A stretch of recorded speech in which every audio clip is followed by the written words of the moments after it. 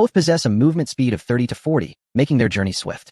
After several minutes, a dark, imposing mountain looms before Lu Yu, studded with countless caves, all intended for or extraction. Mount Wanjin. Lu Yu immediately recognizes this mountain range, known for its abundant mineral deposits, serving as a haven for miners and blacksmiths alike. The wild monsters within typically carry substantial amounts of gold, thus the drop rate for gold is remarkably high. This is precisely why Lu Yu has deemed it the optimal spot for farming gold. However, is it not the case that the most common creatures here are the spectral beasts? Do you not recall the multitude of dwarves that wander about? The innocent youth ventured first into the nearest cave, with Lu Yu closely trailing behind, frequently marking the walls within. Wanjin Mountain, also known as the Mountain of 10,000 Caves, boasts an overwhelming number of caverns, making it exceedingly easy for those who enter to become lost. Even Lu Yu, in his current state, struggles to navigate its depths. Brother, what are you marking for? The innocent youth inquired, puzzled. To avoid losing my way, Lu Yu replied. Losing your way? Have you ever been lost inside? Indeed, Lu Yu admitted. The innocent youth scratched his head, pondering, yet realized that if he wished to leave, he could simply use a return scroll. This was not an evil map. As he spoke, a sudden realization struck him, and he prudently fell silent. The return scroll is an indestructible item, and each person can carry no more than one in their inventory. Lu Yu had never ventured into a level 2 main city, and thus could not possibly possess a return scroll. Alright, lead me to the dwarves you mentioned. Lu Yu expressed his intrigue toward the dwarves who had undergone such a drastic change in temperament. Sure thing. The innocent youth immediately took the lead, navigating through 2 or 3 intersections until a group of dark-skinned gnomes appeared ahead. Dwarves, Lu Yu noted, observing their unusually dark skin. He recognized this hue, the chronic poison of the Yomi clan. The symptoms displayed by these dwarves indicated that the toxin had deeply infiltrated their systems. It was no wonder they had undergone such temperament shifts. It also explained why he had never encountered dwarves in Wanjin Mountain before. By his calculations, when his previous self gained the ability to enter Wanjin Mountain, these dwarves had already perished. This demise was not merely the death of wild monsters in the area, but rather the complete extinction of a particular branch of the dwarven race. Only such an extermination could result in the disappearance of the dwarven projections here. In other words, the Yomi clan had covertly targeted the dwarven race. As the most formidable race in the abyss, even without the opening of the myriad races barrier, the Yomi clan possessed the capability to manipulate other races. Much like how goblins quietly seized control of the novice village. However, Lu Yu was momentarily disinterested in the safety of other races. His foremost priority was to amass 10,000 gold coins and establish a guild. Brother, these are the dwarves. The innocent youth pointed at the group, not far off. Lu Yu nodded. Then let us commence. Chapter 83. The Gold Miner. Gold Miner. Elite Monster. Level 30 Health. Defense. Attack. Skills. Gold Seeking. Stone Chiseling. Mining. Description.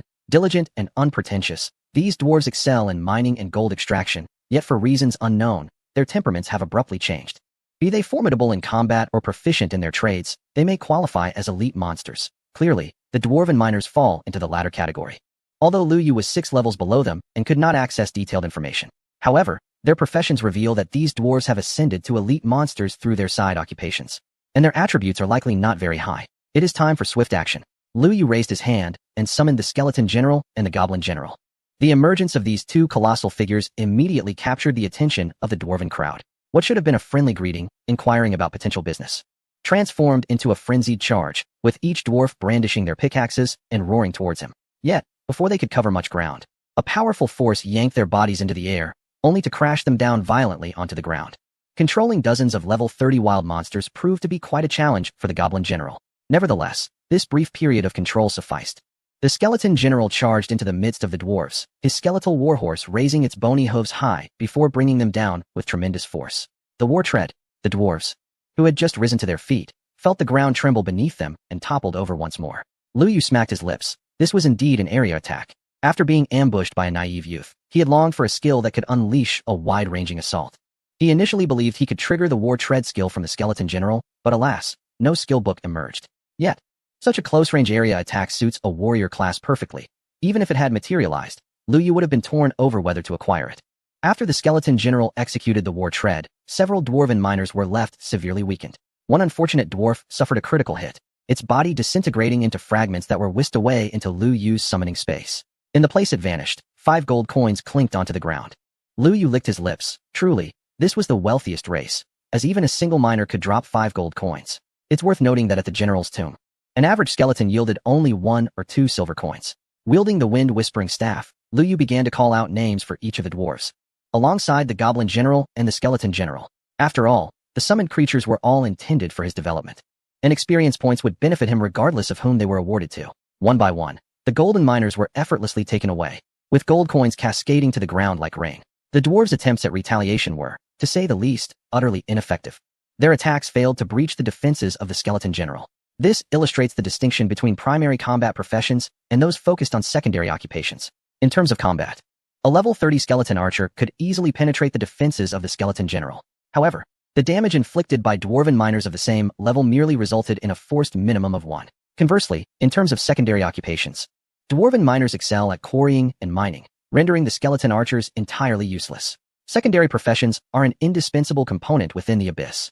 The drop rates of wild monsters dictate that players cannot solely rely on monster farming to amass a complete set of equipment. Thus, miners are required to extract minerals, while armorers must forge gear to meet the demands of players. The equipment forged by an exceptional armorer often surpasses even that dropped by formidable bosses.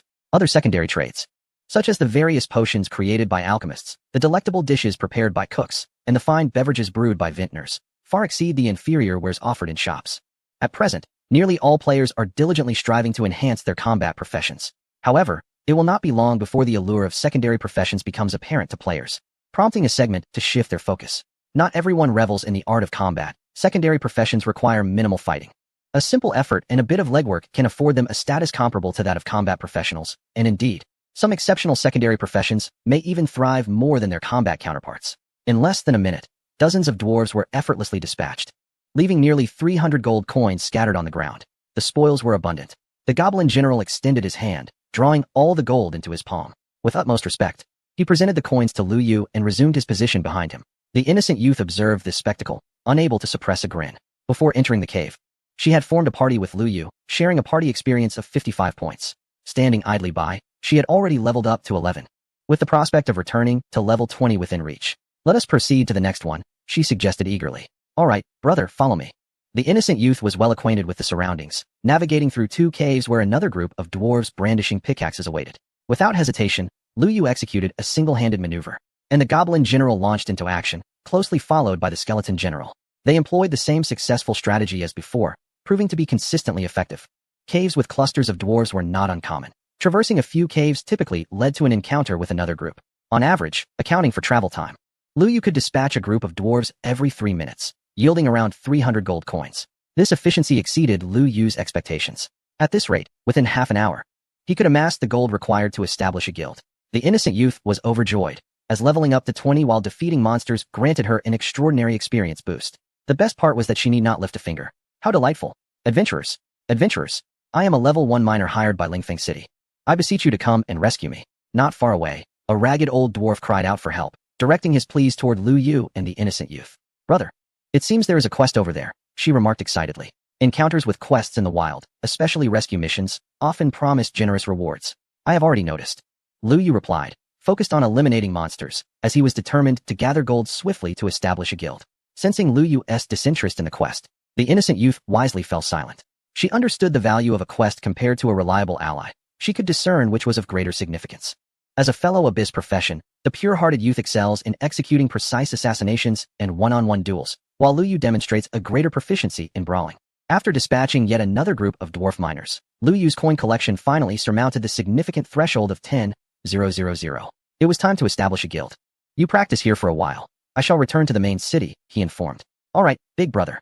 The pure-hearted youth knew precisely what Lu Yu intended to do upon his return. Henceforth, they would be individuals of organization. Chapter 84. Lord of the Abyss without a city return scroll. Lu Yu had no choice but to make the journey back on foot. Fortunately, equipped with the shadowless boots, his speed was commendable, and in a matter of minutes, he arrived outside Lingfeng City. He had witnessed the grandeur of these towering walls, as well as their eventual downfall. In truth, the city should never have been breached, but due to the obstinacy of the city lord, players were bustling in and out of the city gates. And Lu Yu, with his name glowing a dark crimson, attracted considerable attention. Even though he had concealed his ID, a player with a red name remained conspicuously red in the eyes of others. Who is that? A notorious crimson name daring to appear outside the main city. Observing the shade of his name, one could surmise his infamy value exceeded 10,000, likely even more. I've seen individuals with infamy values of 30,000, and their names weren't nearly as dark. Look, his name is nearly black. He clearly appeared to be a capable piker, having dispatched numerous players. Shall we team up and take him down? With a red name of this caliber, A single death would likely result in a complete loss of equipment and loot.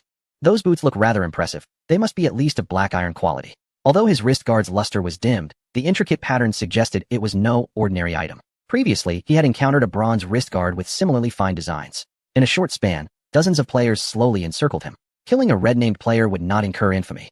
In fact, it could even yield rewards from the city lord. Lu Yu shook his head, raising a hand to summon 2 skeleton warriors beside him. To their surprise, he was indeed a hidden profession summoner. Brothers, be cautious. 2 level 30 wild monsters appeared at his side. Even if these players joined forces, they could still handle them with relative ease. Lu Yu gestured again, and 3 more skeletons materialized next to him. The encroaching players paused momentarily before advancing. 5 level 30 wild monsters, while troublesome, were not insurmountable. Many characteristics of hidden professions had already been uncovered by players, including that of the summoner. Once a summoner officially took on their role, they could summon a maximum of 5 minions. This should encompass the entirety of the red-named player's capabilities. Suddenly, dozens of skeletons emerged, encircling the players who had approached Lu Yu. WOC. Where did all these level 30 skeletons come from? This summoner must have encountered some sort of bug to summon so many minions at once. He must be cheating. Help! There's a hacker here. However, in the next moment, the skeletal general materialized behind Lu Yu. The clamorous crowd fell into an abrupt silence. A level 60 golden boss. Was this truly happening? Suddenly, someone whispered. Could this individual be the esteemed Qingjiu? At this utterance, a collective gasp resonated through the crowd. Everyone was aware that Qingjiu had amassed a staggering 100 million sin points for devastating the novice village's spring and was consequently wanted throughout the city. To slay Qingjiu once would yield a reward of 10 silver items and a guild establishment order. Despite such lavish incentives, no one dared to provoke Qingjiu. The reason behind this trepidation was not merely the uncertainty of Qingjiu's whereabouts. Even the major guilds, should they seek him out, would find it no trivial task. The crux of the matter lay in the fact that none possessed the confidence to eliminate Qingjiu. Furthermore, considering Qingjiu's class attributes, should he attain further development, any guild that dared to trouble him would undoubtedly face dire consequences. At that very moment, before their eyes, a crimson ID ominously darkened. Accompanied by an array of formidable summoned beasts at his command, left no doubt that there was no one else but Qingjiu. Instantly, a look of regret washed over the faces of the onlookers. What had possessed them to provoke such a deity? Esteemed Qingjiu, I believe this may be a misunderstanding. Lu Yu said nothing as the skeletal warhorse lifted its bony hooves. War trample. The ground fractured, and the dozens of players encircling Lu Yu, before they could even falter, were sent hurtling back to the spring. The spectators hastily retreated, fearful of inciting Lu Yu's ire. Lu Yu let out a gentle sigh and donned a golden mask upon his face. A flicker of confusion crossed the faces of the onlookers. Who was this masked figure? The golden mask seemed to suggest he had no equipment slot for masks. Just moments ago, the esteemed Qingjiu had made an appearance. What could he have been up to? What business did Qingjiu have in the secondary main city? Was he not barred from entry? Who could say? Perhaps he was merely longing to enter the city. Gazing from the outside, he still possessed an unused guild establishment order. Rumor had it that the Champion Alliance had offered a princely sum for it, yet he had declined. Clutching a guild establishment order that he could not utilize, was he merely waiting for offspring? Were it me, I would have sold it outright and acquired a full set of bronze gear. Thus, you are merely a passerby, while he is an authority. Come on. With a full set of bronze gear, today I shall lead you to procure 2 pieces of black iron equipment. The crowd of spectators quickly dispersed, none recognizing Lu Yu. Lu Yu strode confidently into Lingfeng City. The architectural layout of the city was profoundly familiar to him. He had once engaged in 3 days and nights of urban warfare against foreign tribes here. Yet, in the end, Lingfeng City had still been laid to waste. Lu Yu exhaled softly and made his way directly to the city center, toward the Lord's Mansion, the place of governance for the city lord. The Lord's Mansion exudes an imposing grandeur, with 2 guards, armed with long halberds, standing sentinel at the entrance. As Lu Yu approached, the guards swiftly crossed their halberds, declaring, "This is the Lord's stronghold. No trespassers are permitted." Lu Yu produced his guild establishment token, stating, "I seek an audience with the Lord to establish a guild." The guards exchanged glances, whispering, "The token appears authentic. Should we allow him entry?" Turning their attention back to Lu Yu, they replied, "The Lord is preoccupied with official matters and is currently unavailable to meet with you." Without hesitation, Lu Yu retrieved several gold coins and tossed them into their hands. The sight of the coins brightened the guards' expressions. Indeed, a true hero. You possess the guild token at such an early stage. Please, enter. The guards lowered their halberds, granting Lu Yu passage. He strode directly into the hall. Inside, an elderly man sat behind a desk, emblazoned with the title, Song Qingyin, Lord of Lingfeng City. Lu Yu approached and declared, "My lord, I wish to establish a guild." The establishment token was placed upon the lord's desk. After scrutinizing it for a moment, the old lord looked at Lu Yu, puzzled. "Strange, your reputation is sufficient, yet I do not recognize you." "Very well, pay 10,000 gold coins, and I shall permit the establishment of your guild." Lu Yu promptly produced the coins. Excellent. Adventurer, now bestow a name upon your guild. Taking a deep breath, Lu Yu resolutely proclaimed, Lord of the Abyss. Upon hearing these 4 words, Song Qingyan paused his actions and regarded Lu Yu intently. Adventurer, that name seems rather grand for a guild. To my knowledge, there are no restrictions on guild names. Song Qingyan furrowed his brow, displeasure evident as he glared at Lu Yu. As a lord, he felt slighted by a mere adventurer's audacity. Lu Yu maintained a smile. Fully aware of the old man's rigid nature, he adhered strictly to established rules while conveniently ignoring all else. The traitorous village chief from the novice village must have sensed something amiss, yet he chose to remain willfully ignorant without orders from above. When Lu Yu contaminated the spring, the chief promptly declared a citywide manhunt without inquiry. Such a character in a time of peace is not necessarily detrimental. However, with the impending arrival of the abyss and chaos looming, having such a person in power is a lament for humankind. Are you certain you wish to use this name? Lu Yu nodded, affirming, yes. Song Qingyan ceased further objections. While he disapproved of the name Lord of the Abyss, he would not refuse it. He took Lu Yu's establishment token and lightly brushed his palm over the emblem, etching the name upon it. Very well, adventurer, your guild has been recognized. He tossed the establishment token back to Lu Yu. System notification, your guild, Lord of the Abyss, has been successfully established, and you have become the guild leader of Lord of the Abyss. System notification, you have become the first player to establish a guild, earning a reward of 500 experience points, 1,000,000 reputation, and 2 luck points. System notification, your guild, Lord of the Abyss, has become the first guild in the entire server, receiving a special reward. The first 100 players to join the guild will receive 150 experience points and 1 random bronze item. System notification, you have become the inaugural member of Lord of the Abyss, earning 150 experience points and the bronze item, Breezy Boots. System announcement, player has established the guild Lord of the Abyss, becoming the first player to do so and receiving a reward of 500 experience points, 1,000,000 reputation, and 2 luck points. System announcement, Lord of the Abyss has become the first guild, receiving a special reward. The first 100 players to join the guild will receive 150 experience points and 1 random bronze item. The announcement of the guild's establishment was broadcast 3 times across the server. The sound is truly melodious. After such a long time, the guild has finally been established. The default initial level of the guild is 1, with a maximum capacity of 100 members. Upon reaching level 2, the capacity will increase significantly, and these 100 individuals will become the core of the guild's future. Guild members can increase guild experience and earn contributions by teaming up for leveling and completing guild tasks. The functions of a level 1 guild are quite simple. Besides the member list, there are only a display rack and a guild warehouse. Lu Yu placed the previously obtained Certificate of Glory on the display rack, instantly refreshing the guild's bonus effect, allowing members to gain an additional 3 experience points while leveling up in teams. Adventurer, your guild is currently the only one in Lingfeng City, and I have an important task to assign to you, which I hope you will not decline. The city lord, Song Qingyan, tapped his fingers on the table, drawing Lu Yu's attention. A guild task? Lu Yu hastily closed the guild interface and looked at Song Qingyan. Some time ago, I hired dwarves to mine ores in Wanjin Mountain for Lingfeng City, but a month ago, those dwarves not only breached the contract, but also repeatedly injured our officials who went to inspect the work. I need someone to resolve this issue with the dwarves. However, their numbers are considerable, and a solitary adventurer cannot manage it. I wish to entrust this matter to your guild. System notification, City Lord Song Qingyan has issued a guild task to you. Task description, eliminate 30,000 dwarf miners and confiscate the gold they have mined, valued at 100,000 gold coins. Task requirements, guild level must reach level 1. Task time limit, 24 hours. Task completion reward, 30 guild experience points, 20 experience points for participating guild members, and a chance to receive equipment item rewards. Task failure penalty, -1 favor with City Lord Song Qingyan. Do you accept? Accept. Lu Yu confirmed without hesitation. At this stage, guild tasks are quite rare, especially one issued personally by the City Lord. Wherein lies the rationale for rejection?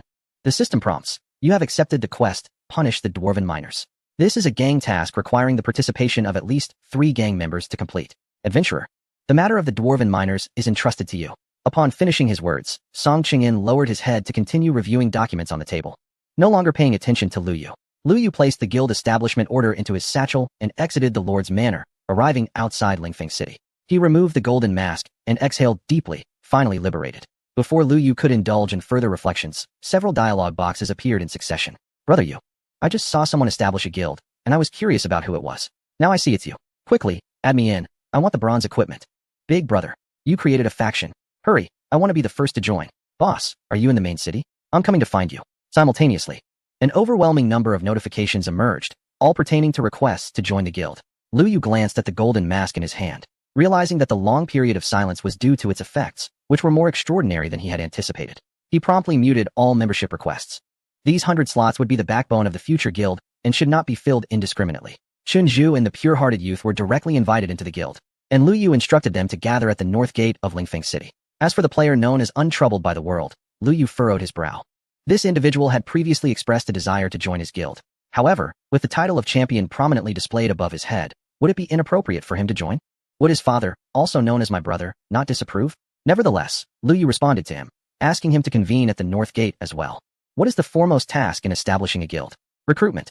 Chapter 86, A Pipe Dream? Just as Lu Yu sent the message to Untroubled by the World, the latter arrived at the north gate, scanning the surroundings for Lu Yu's location. The conspicuously large head of Untroubled by the World made him instantly recognizable.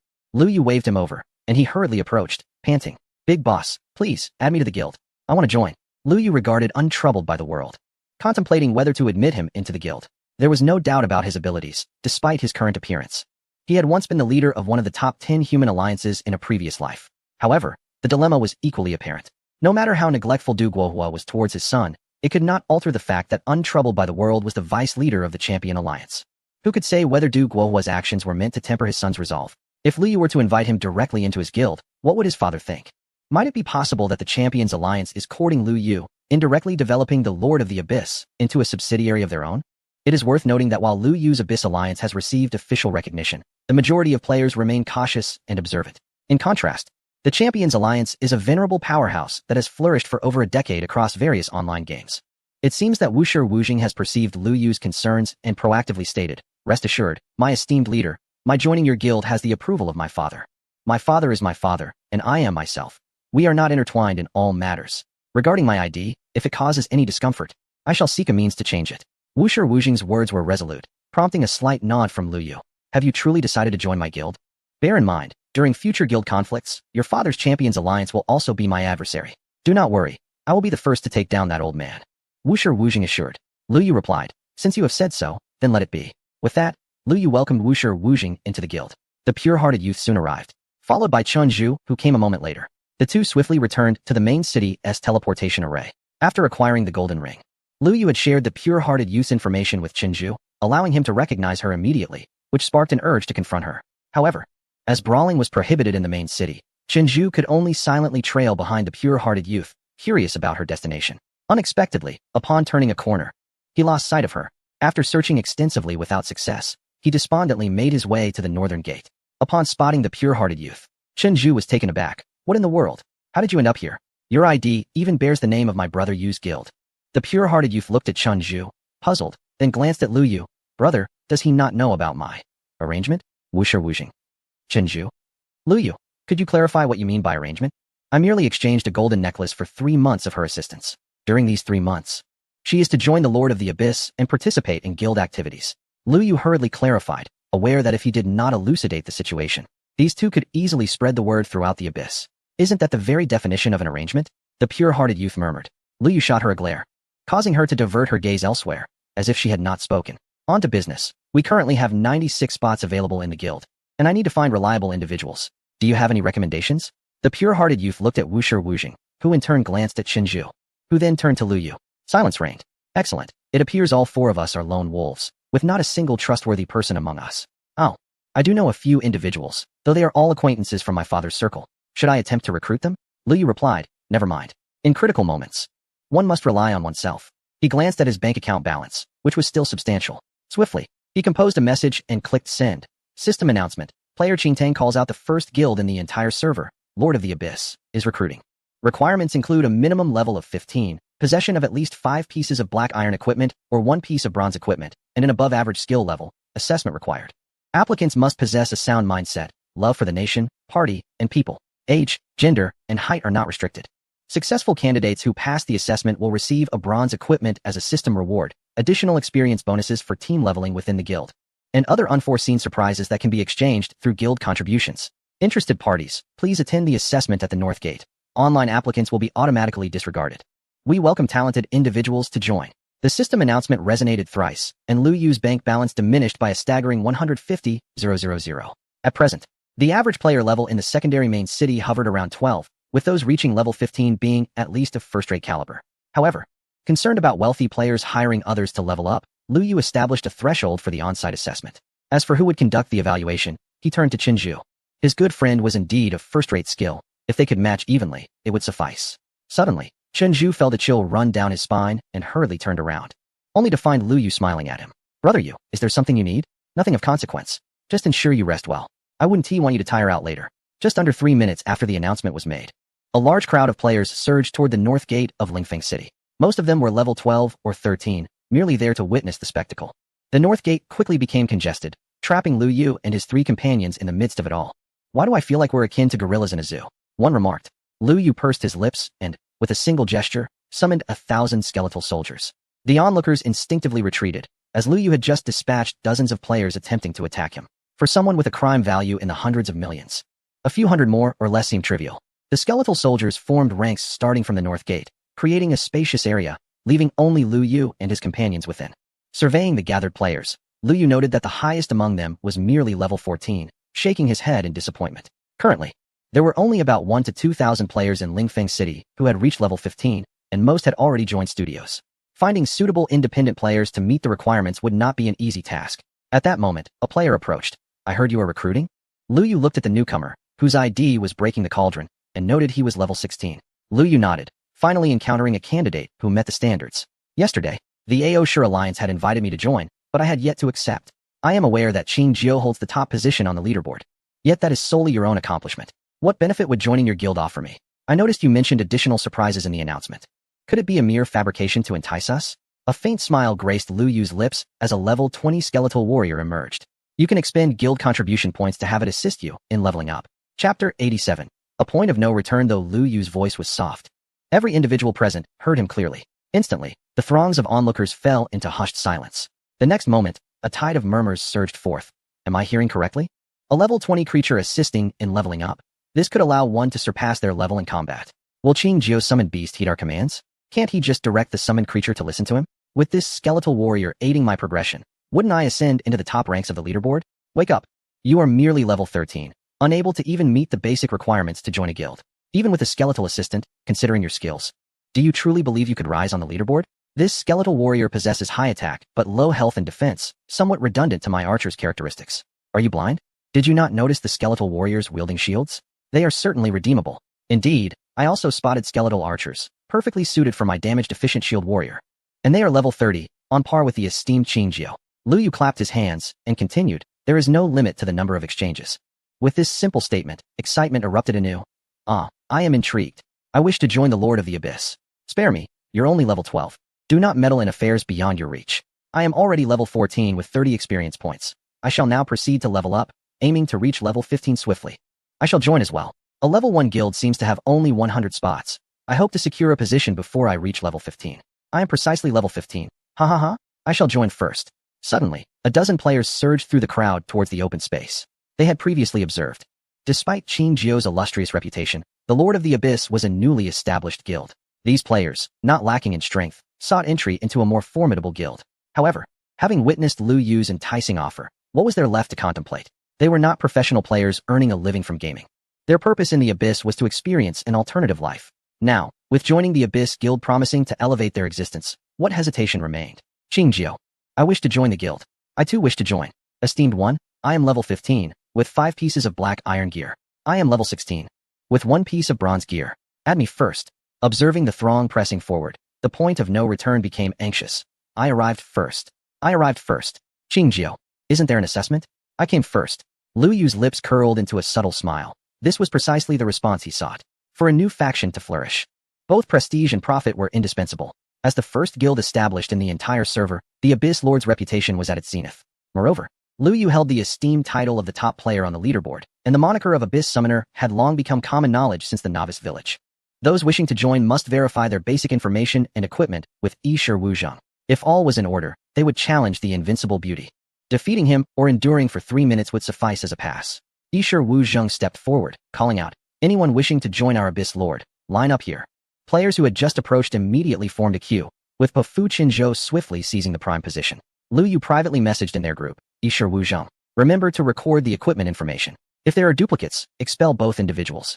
Rest assured, boss, I will accomplish the task, replied Yishir Wuzheng. Zhuzi. During the PK, unleash your full strength, do not hold back. Chen Zhu wore a bitter expression. Brother you, with so many people, if each one fights for 3 minutes, I'll have to PK for over an hour, and there may be even more coming. Let pure innocence assist you? No nonsense. PK practice will enhance your operational awareness. If pure innocence steps in, we might as well abandon our recruitment efforts. Brother, what should I do? The pure innocence youth asked, eyes sparkling with anticipation.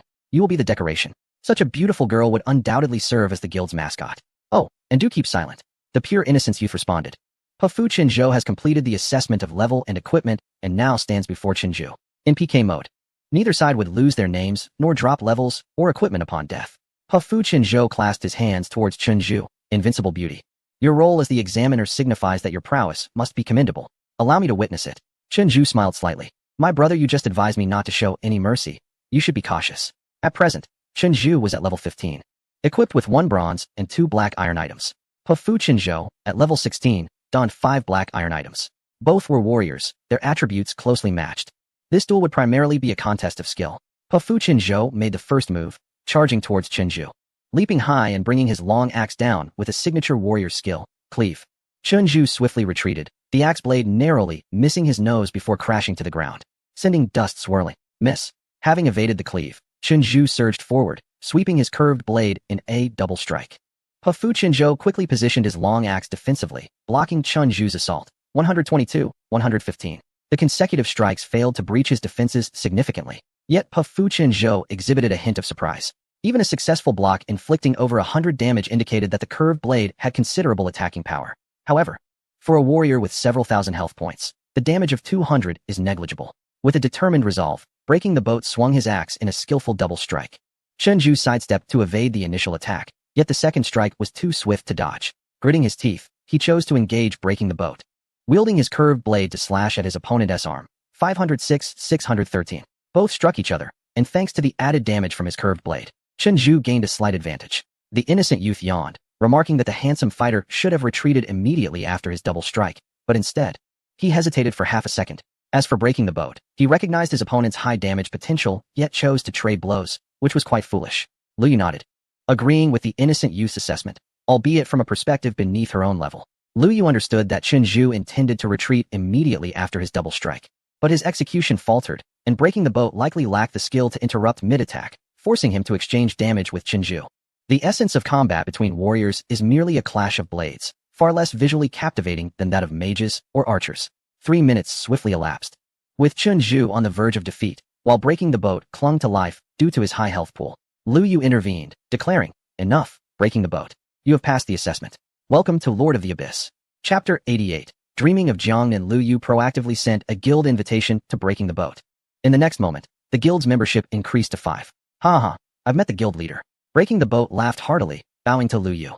The moment he joined the Lord of the Abyss, he received a system reward, a bronze axe, and his level increased to 17. Shaking his new bronze axe, Breaking the Boat smiled at Chinzhou, saying, My friend, when we have time, let us spar. I'll surely leave you searching for your teeth.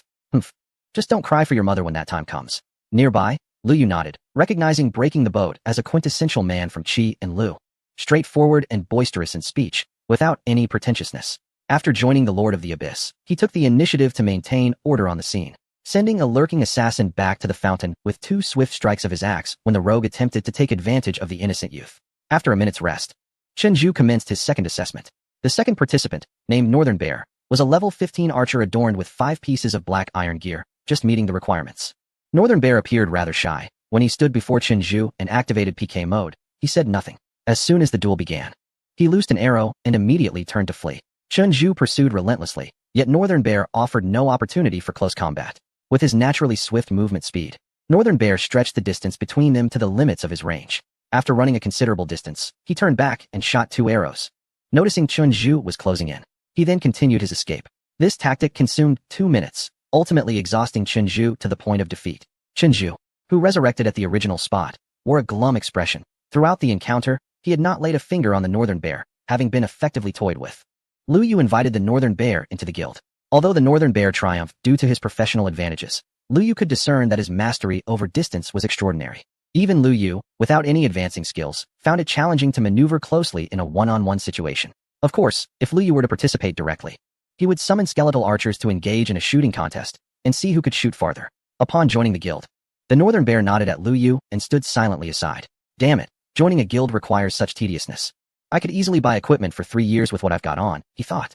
A level 15 warrior appeared next, with the ID lying down mud dish, fully equipped in black iron gear. I say, you invincible handsome man, are you ready? Hurry up, I'm pressed for time. Handsome man? What a ridiculous name to have, he scoffed. Chenju, still recuperating, felt a surge of anger upon hearing this. Unrivaled, I let this fool join. It's your responsibility now, said Yushir Wujing in the guild chat, followed by an emoji that implied understanding.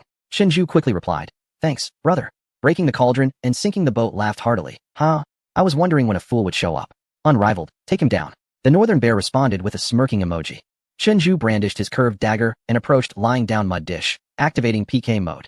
As the 3-second countdown ended, he stepped forward and unleashed a double strike. 815 and 823.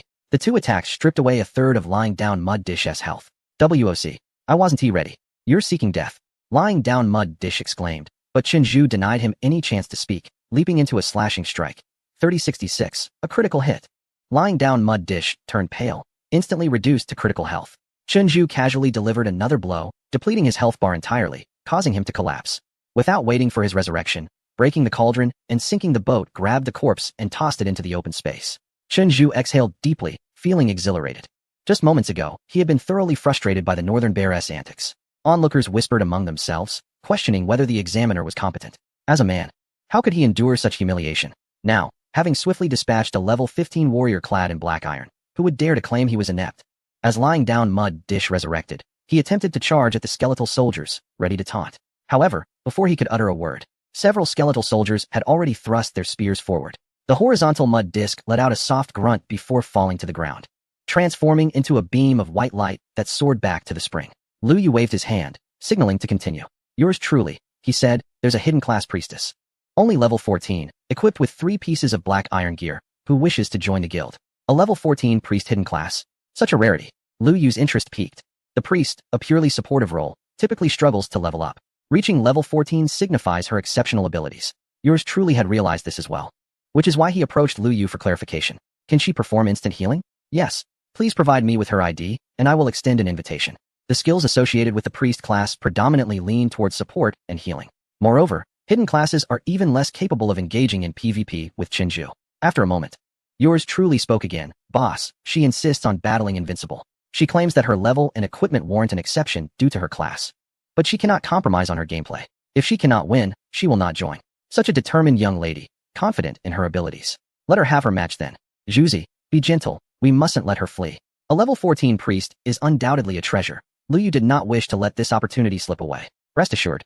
Brother you know I am always gentle with delicate matters. Moments later, a girl clad in a white robe approached Chenju. Her ID and profession displayed above her head. Dreaming Jiangnan's saint hand. Lu Yu inhaled sharply. Dreaming Jiangnan, the dreaming goddess. In the last life, she was undeniably the strongest priest of all humanity, even the foremost among all abyssal beings. She once led 300 warriors to halt a legion of undead numbering in the tens of thousands, ensuring that not a single one of her men perished, thanks to her extraordinary healing prowess. After that battle, the other races recognized Dreaming Jiangnan's strength and sent numerous elite assassins after her.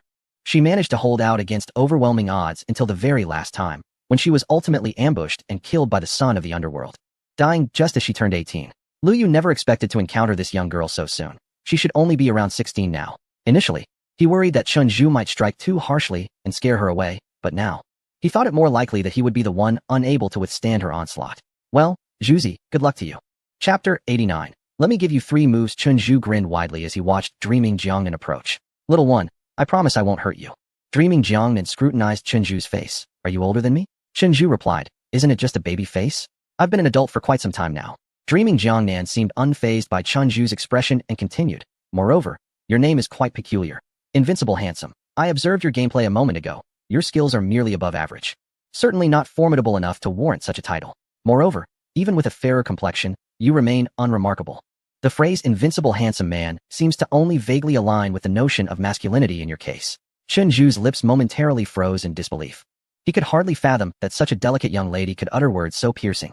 Lu Yu chuckled inwardly, realizing that Ru Meng had possessed such a sharp tongue from a young age. Breaking the mold.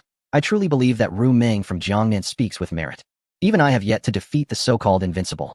Pure-hearted youth. I have long wished to voice this sentiment. I even question whether he can be considered a man at all. The northern bear emoted a nodding expression, untroubled by the world. If we say this in the group, do you think he will be upset upon seeing it? Breaking the mold. It cannot be retracted now. Pure-hearted youth. It's fine. He is engaged in a PK match and cannot see us. Let us flood the chat with emoticons to push this message up. Chinju. I have already seen it. When the horizontal mud disc was teasing my name earlier, you did not say such things. The moment a beautiful young lady appeared, you all revealed your true selves. Chinju was on the verge of tears.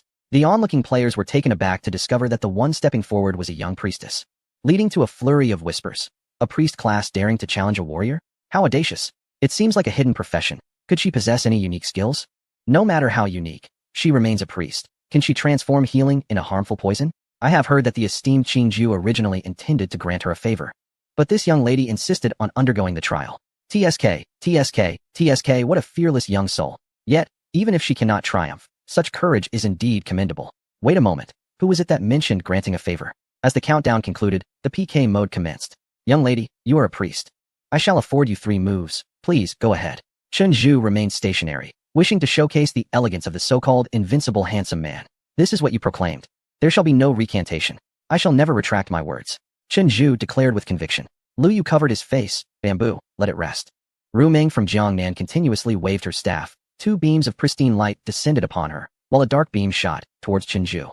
System notification. Player, Ru Meng from Jiangnan, has used the skill, Healing Hands, restoring 15 maximum health per second to all units within range for 60 seconds. System notification. Player, Ru Meng from Jiangnan, has cast the skill, Miraculous Revival, on herself, restoring 50 maximum health per second for 120 seconds. System notification. Player, Ru Meng from Jiangnan, has inflicted the skill, Critical Condition, upon you, reducing all your attributes by 20. What the heck? The consecutive system notifications caused Chenju to exclaim in shock. Is this a priest? Does your priest heal with such vigor? Chenju felt fortunate that he had only allowed 3 moves. Now that they were up, he brandished his curved blade and charged towards Ru Meng from Jiangnan. Leaping high slash. As Chenju raised his curved blade, Ru Meng Jiangnan had already circled behind him. She lifted her staff, and a flicker of black light flashed. System notification.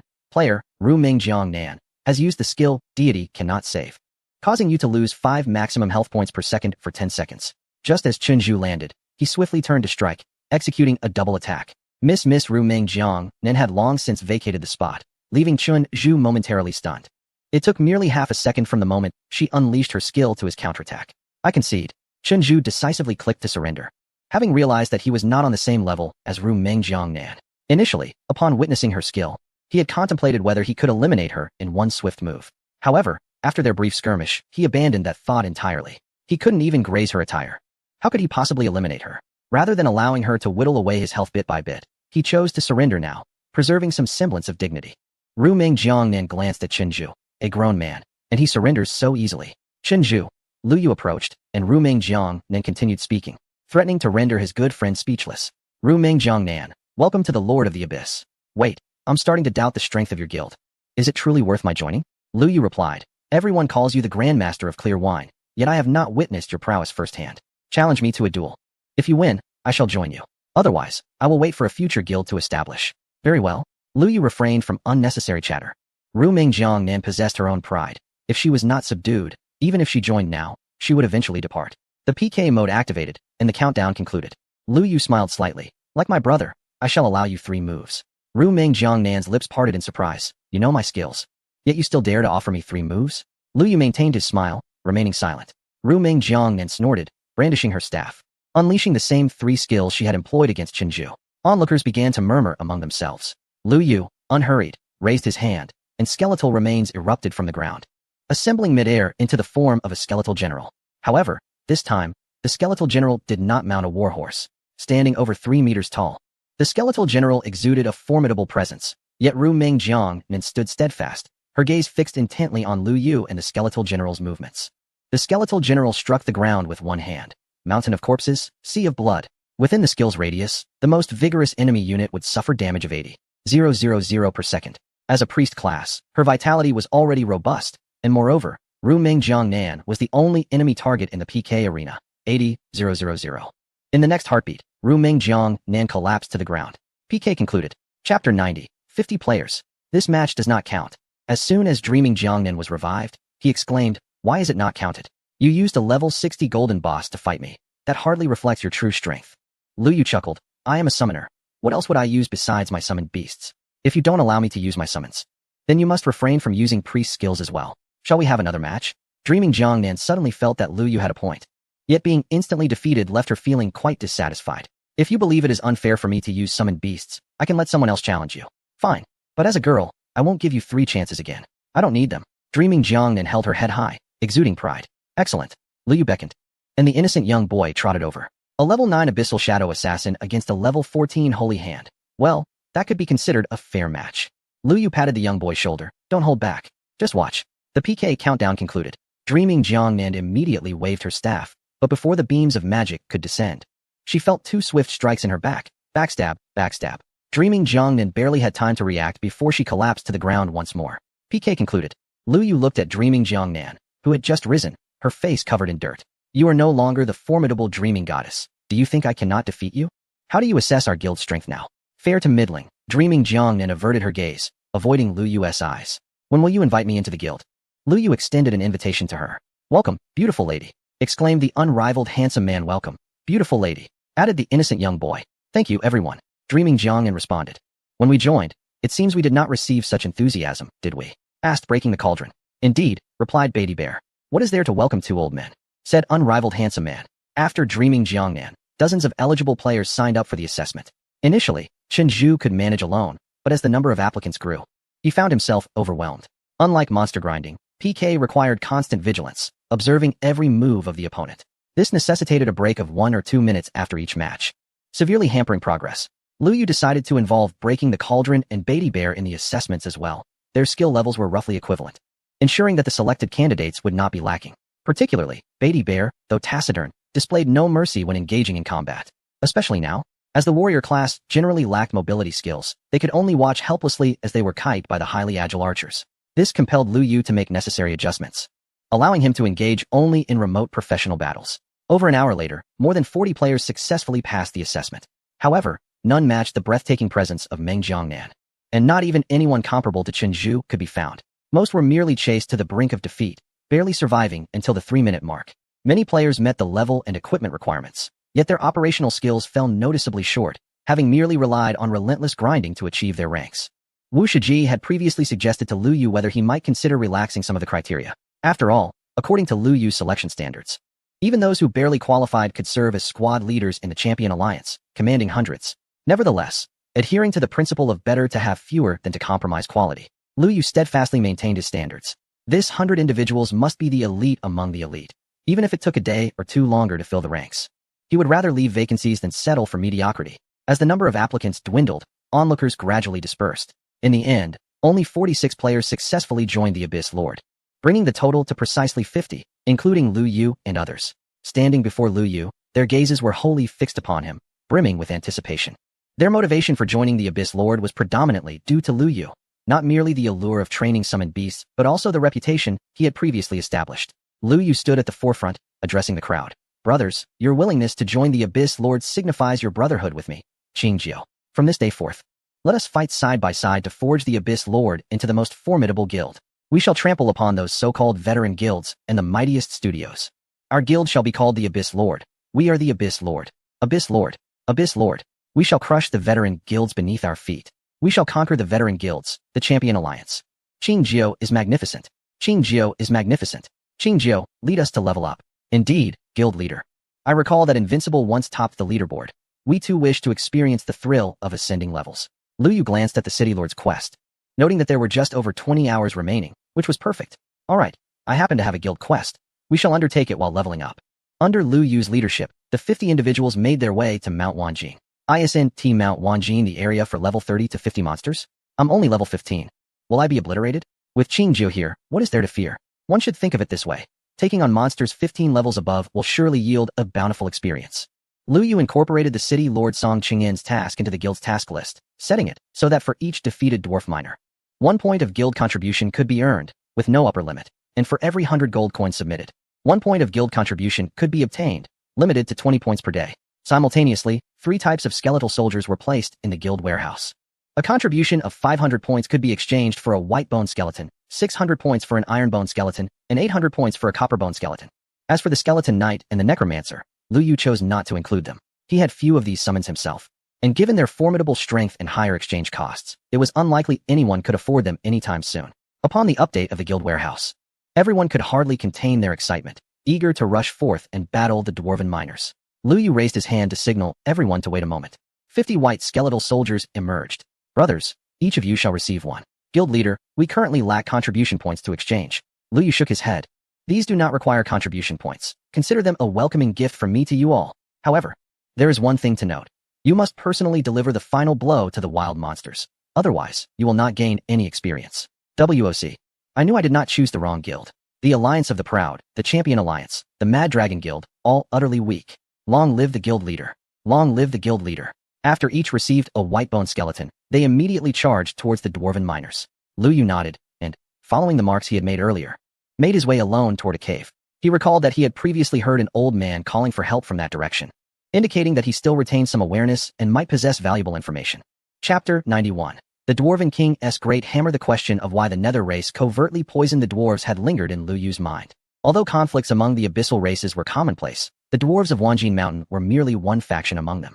If the entire dwarven race were to discover this betrayal, it would result in a bitter enmity between them and the Nether race. Offending the foremost craftsmen of the Abyss would undoubtedly trouble even the Nether race. Without sufficient incentive, the Nether race would never resort to such treachery. The critical question remained, what was the underlying motive? Surely, it could not be merely for the riches of Wanjin Mountain.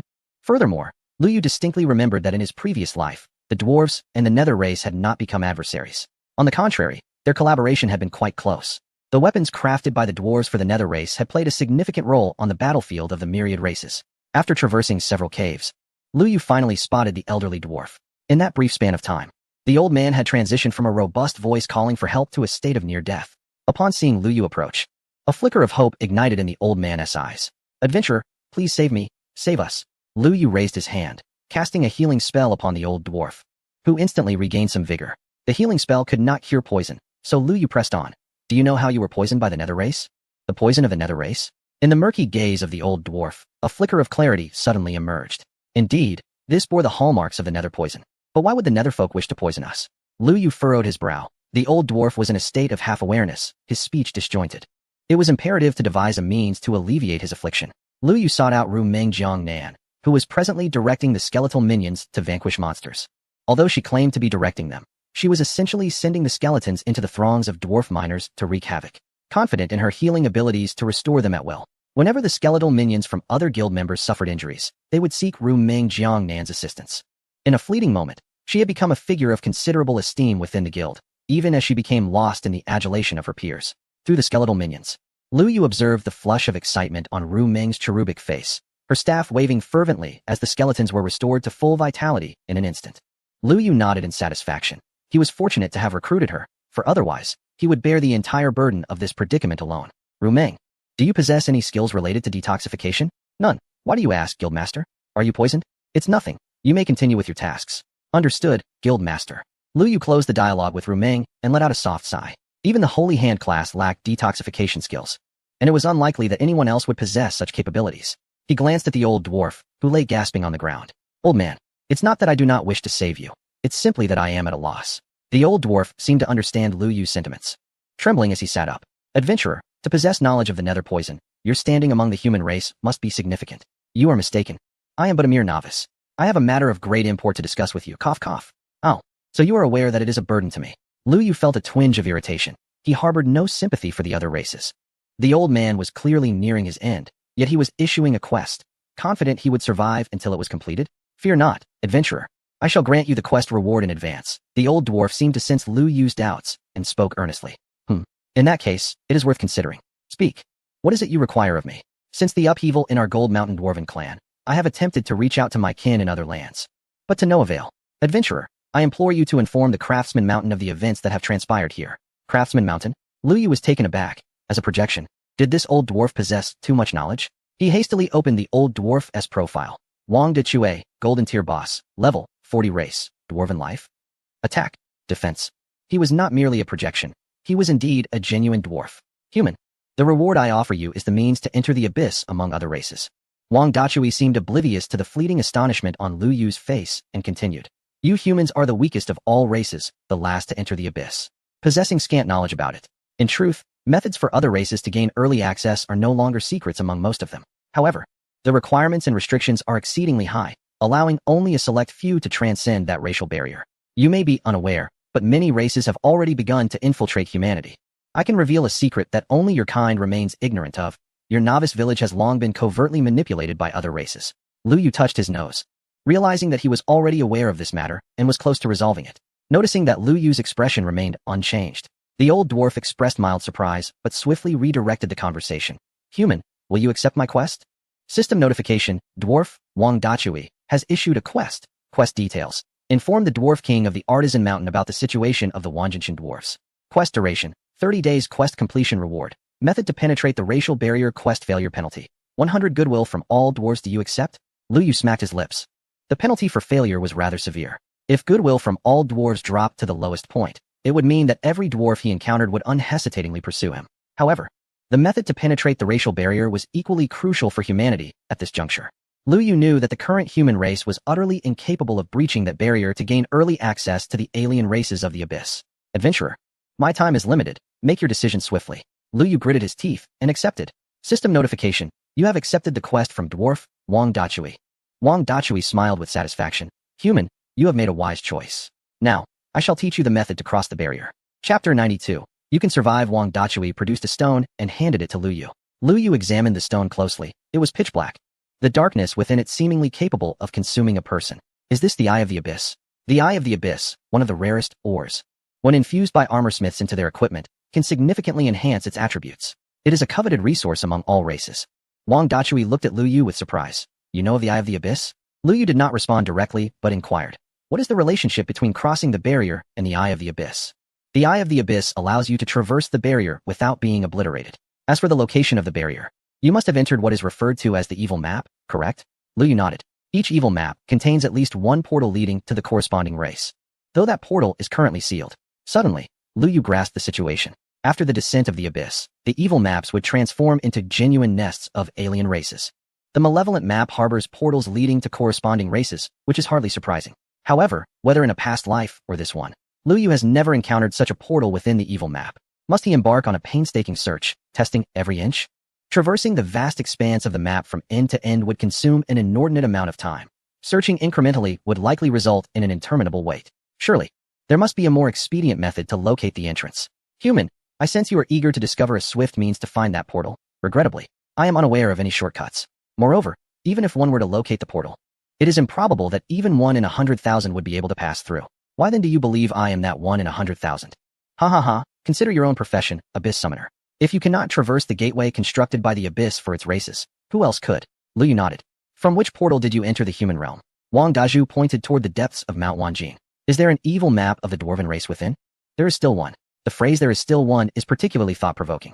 Lu Yu quickly realized that the dwarves of Mount Wanjin are currently succumbing to the corruption of the underworld poison.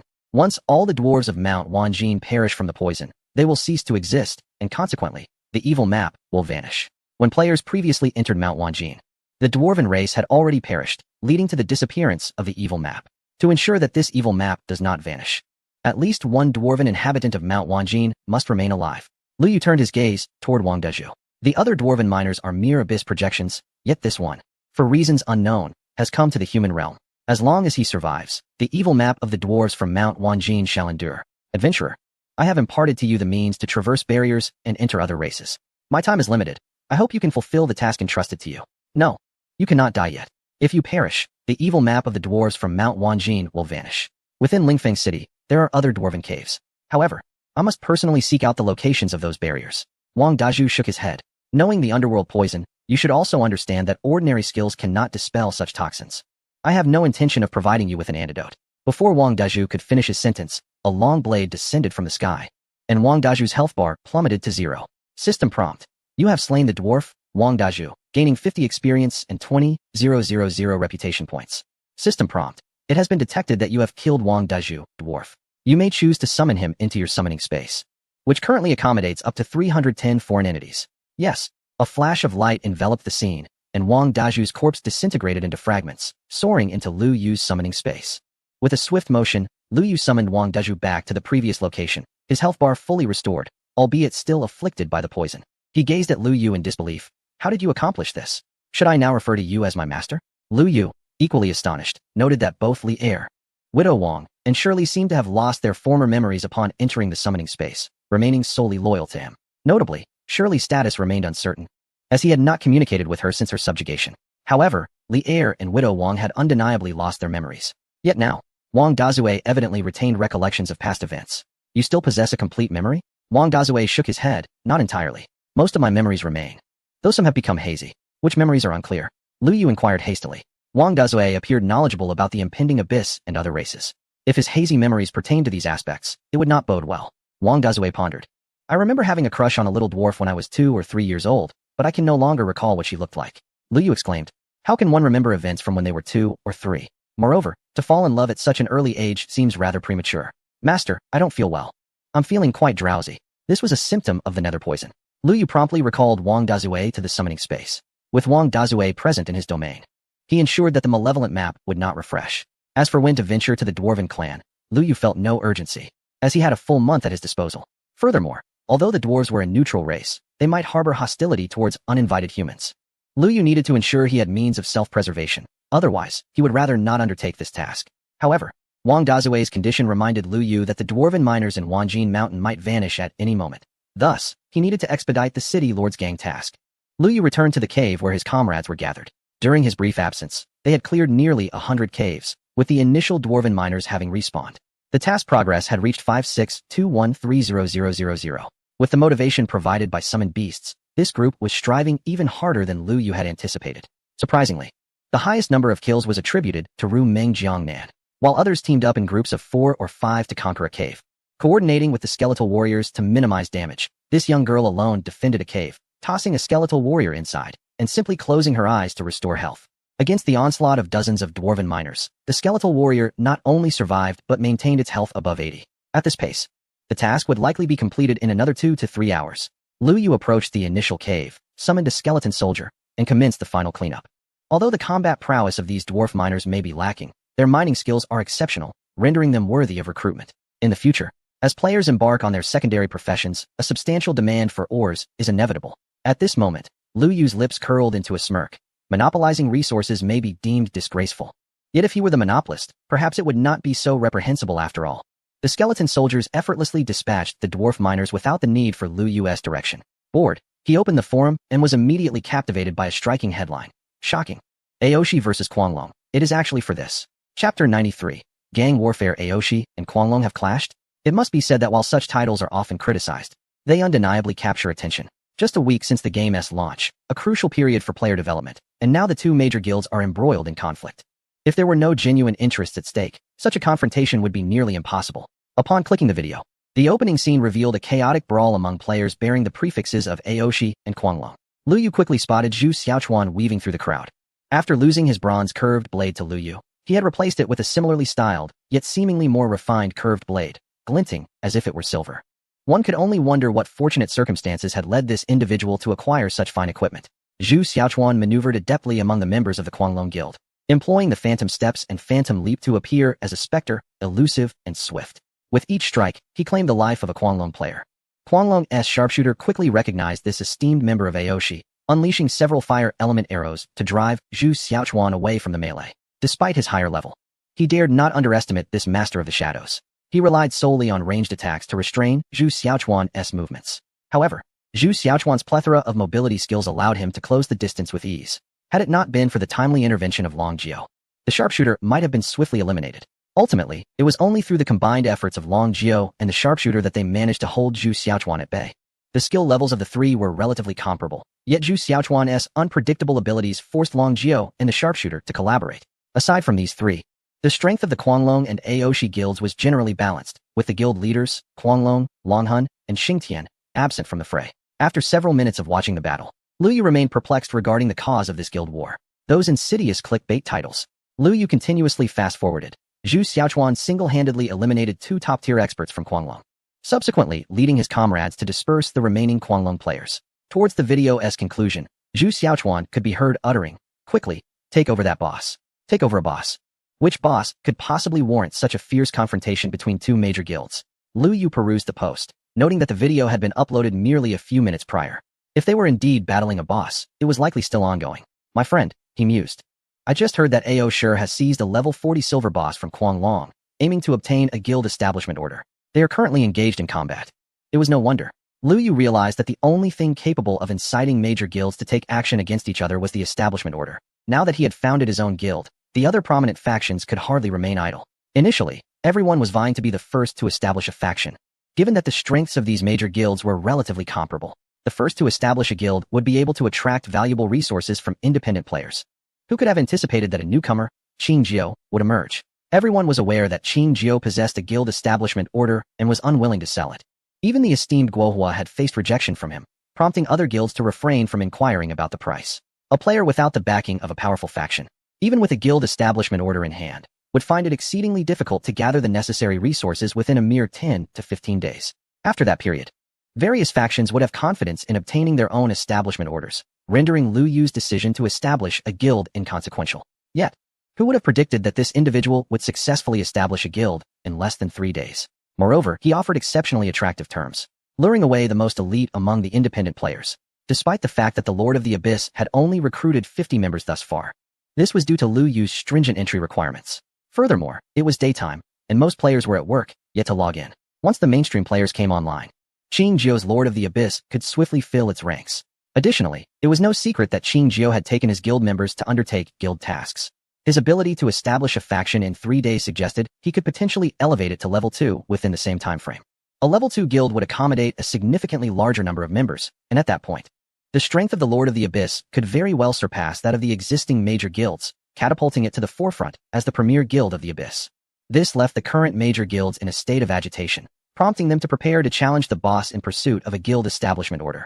A group of players, all under level 15, dared to confront a level 40 boss, facing a daunting level disparity of 25. Most could barely breach its defenses, inflicting a mere point of damage.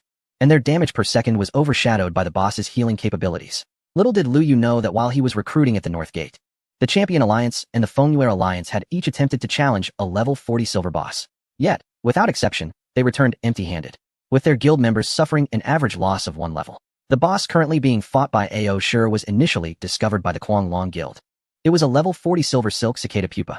This boss, in its transformation phase, possessed minimal offensive capabilities, requiring only concentrated output to be defeated without sustaining any damage. The Guanglong Guild initially intended to discreetly eliminate the boss, but somehow, word had leaked, and this matter had come to the attention of the AO Sure Guild. Thus ensued the fierce confrontation depicted in the video.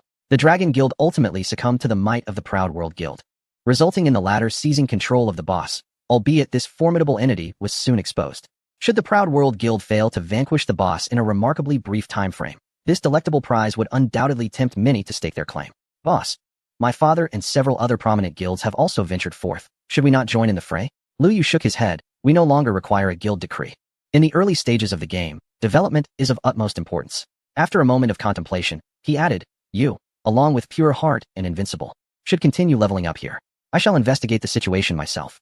Understood. Lu Yu terminated the conversation, leaving Li Er, Widow Wang, and a few skeletal warriors to continue clearing out the dwarf miners, while he withdrew his remaining summoned beasts into his space, and, following the publicly disclosed location on the World Channel, hastened towards his destination. He held no interest in whether a guild decree might drop, nor was he particularly intrigued by a level 40 silver boss. However, given the involvement of Proud World, his concern was piqued. If a guild decree were to materialize, it absolutely must not fall into the hands of Proud World. Chapter 94, the Second Guild Decree. The Silver Silk Cicada Pupa was positioned quite a distance from Wanjin Mountain. Utilizing the speed afforded by his shadowless boots, Lu Yu took nearly an hour to arrive. He found himself amidst a small grove, with the boss situated at the center beneath the largest tree. The grove's perimeter was teeming with onlookers, members of the Wind and Moon Alliance, the Champion Alliance, the Flame Alliance, and the Dragon Guild, alongside several mid-sized factions drawn to the commotion. They held no expectation of snatching a guild decree from the larger alliances. But one could never be certain. After all, in this world, even the mere number 5 could yield a grand prize. These individuals lingered outside the grove, refraining from engagement, engaging instead in casual banter, while occasionally gesturing towards the Proud World members within. The Silver Silk Cicada Pupa was arguably one of the weakest bosses in the secondary main city. It lacked offensive capabilities and boasted low defense, with certain high-damage players already capable of breaching its defenses. Its only notable trait was the substantial thickness of its health bar. After over an hour of assault from several hundred individuals, the boss finally exhibited its death recovery. At this rate, it would succumb in a mere 10 minutes. Yet, within the grove, the Proud World members found themselves in a most exasperating predicament.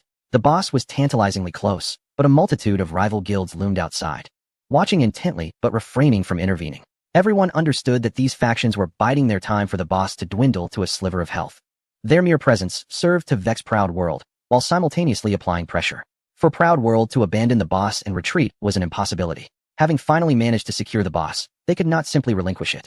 Moreover, with control of the boss still in their grasp, they possessed a superior opportunity to claim the coveted loot. Xingtian could only spare a small contingent to vigilantly monitor the movements of rival factions. Even if he could delay those factions for just a few seconds at a critical juncture, he would be able to return to the main city with the spoils. Once he entered the city's gates, safety would be assured. When Lu Yu, weary and travel-worn, finally arrived, the boss's health bar lingered at a mere 20. The various guilds had ceased their idle chatter, their attention now fully fixed on the boss's condition. Upon seeing Lu Yu approach, they could not help but furrow their brows. The fewer people that arrived at this moment, the better. Each additional presence only amplified the uncertainty. Why was Qingjiu here? Hadn't he already established his own guild? What was his purpose in attempting to seize the guild decree? Perhaps his motives were not solely for the decree. He might simply have come to join the fray. Yet, it was rumored that the son of the Champion Alliance's leader, the bald and unassuming figure, had joined Qingjiu's Abyss Lord. Are you suggesting that Qingjiu is here to assist the Champion Alliance in seizing the guild decree? It seems quite plausible. At that moment, all eyes turned towards Du Guohua, the leader of the Champion Alliance. Du Guohua, resting his hands on his long sword, maintained a facade of composure, though turmoil raged within him. While the other guilds presumed Qingjiu had come to aid them, he had been completely unaware of Qingjiu's arrival until now. Initially, he had planned to attend a board meeting, but upon hearing of this boss, he had postponed it to log in. As a result, he had faced his wife's ire, who chastised him for neglecting his responsibilities and spending all his time in the game, suggesting he might as well make a life of it. After much coaxing, Du Guohua had finally managed to pacify her before logging in. He had hoped to take advantage of the chaos, perhaps to claim a windfall, especially since the primary champion of the Champion Alliance was absent, likely leading other guilds to lower their guard. However, given the current scenario, while the waters had indeed muddied, the fish were likely out of reach. That little wretch, Du Xiaoqian, had failed to give him a heads up before Qingjiu's arrival. He would certainly have to treat him to a meal of stir-fried meat upon logging off. Now that the situation had escalated and misunderstandings had arisen, it was too late for further discourse. As Lu Yu approached the edge of the forest, the surrounding players parted to create a path. For this notorious figure marked in crimson, nearly everyone contemplated seizing the opportunity to strike. Yet, they all understood that given Lu Yu's prowess, their chances of landing a blow were slim. Even if they succeeded in striking him, unless it was a fatal blow, they would soon find themselves facing dire consequences. The footage of Qingjiu's summoned beast slaying several players outside the city had already circulated widely on the forum. In such a moment, no one was foolish enough to provoke this harbinger of death. They could only hope that he was truly there merely to observe the unfolding spectacle. Within the forest, the silver-threaded cicada pupa had dwindled to a mere 15 health. Yet the expressions of the Aoshi members grew increasingly grim, especially for Zhu Xiaochuan and Xingtian, both of whom were well acquainted with Qingjiu, or rather, Lu Yu. The two individuals, one green with envy towards Lu Yu and the other personally expelling him from the studio, harbored no illusions about his intentions. While others might perceive Lu Yu's presence as mere curiosity or an attempt to assist the Champion Alliance in establishing a guild, these two recognized it as a blatant challenge. Xing Tian cast a fierce glare at Zhu Xiaochuan, reflecting that had it not been for Zhu, Lu Yu would not have departed from Ao Shi. Had Lu Yu remained, with his current capabilities, Ao Shi would undoubtedly have ascended to the pinnacle of guilds. Yet, Xing Tian was astonished that a mere leader of a gold farming group could rise to such heights. Lu Yu surveyed the forest, where Ao Shi members had already commenced controlling the boss's damage output. Their strategy entailed reserving their high cooldown ultimate abilities for the finale, delivering a formidable strike to vanquish the boss in a swift and decisive manner, swiftly absconding with the loot. This was undoubtedly their optimal strategy. However, what they conceived, other guilds would not be oblivious to.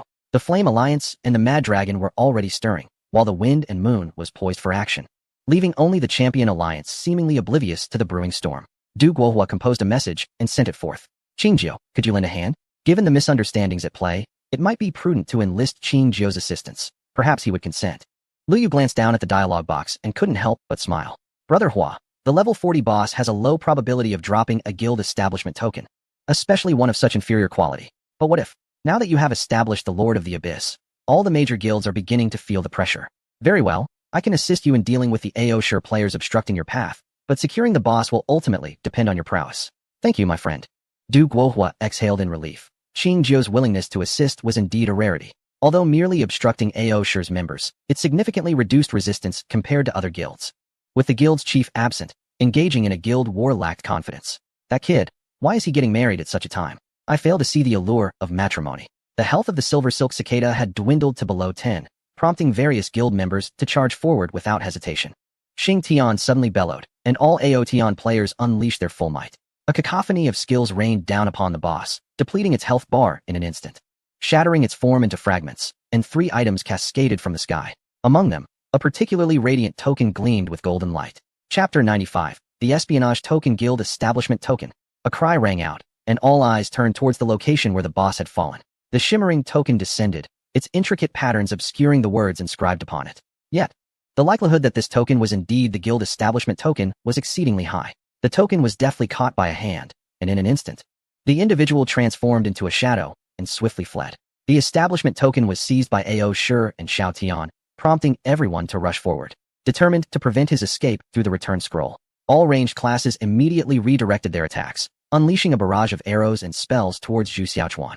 AO Shi and Xiao Tian quickly formed a human wall to shield against the onslaught.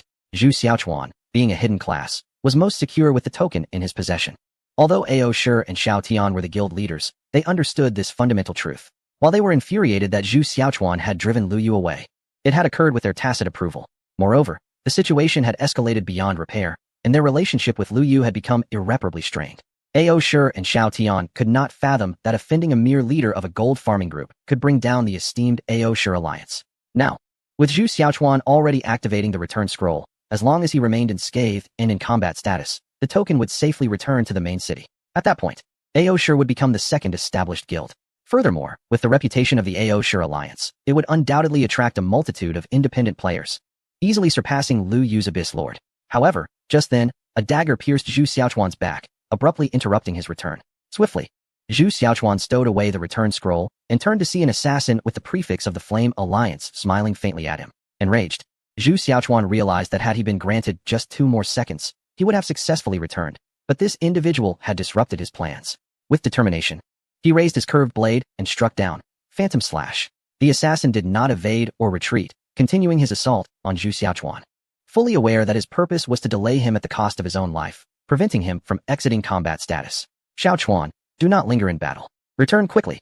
Xiao Tian shouted ahead, as the guild's strength was beginning to falter against the combined might of the 4 major guilds. If Zhu Xiaochuan were to be ensnared as well, the AO Shi alliance would not only gain nothing from this struggle, but would also suffer significant losses. Gritting his teeth, Zhu Xiaochuan executed his phantom step, swiftly escaping the battlefield. Du Guohua was about to lead his team in pursuit when he suddenly noticed Lu Yu standing calmly in place, seemingly disinclined to intervene.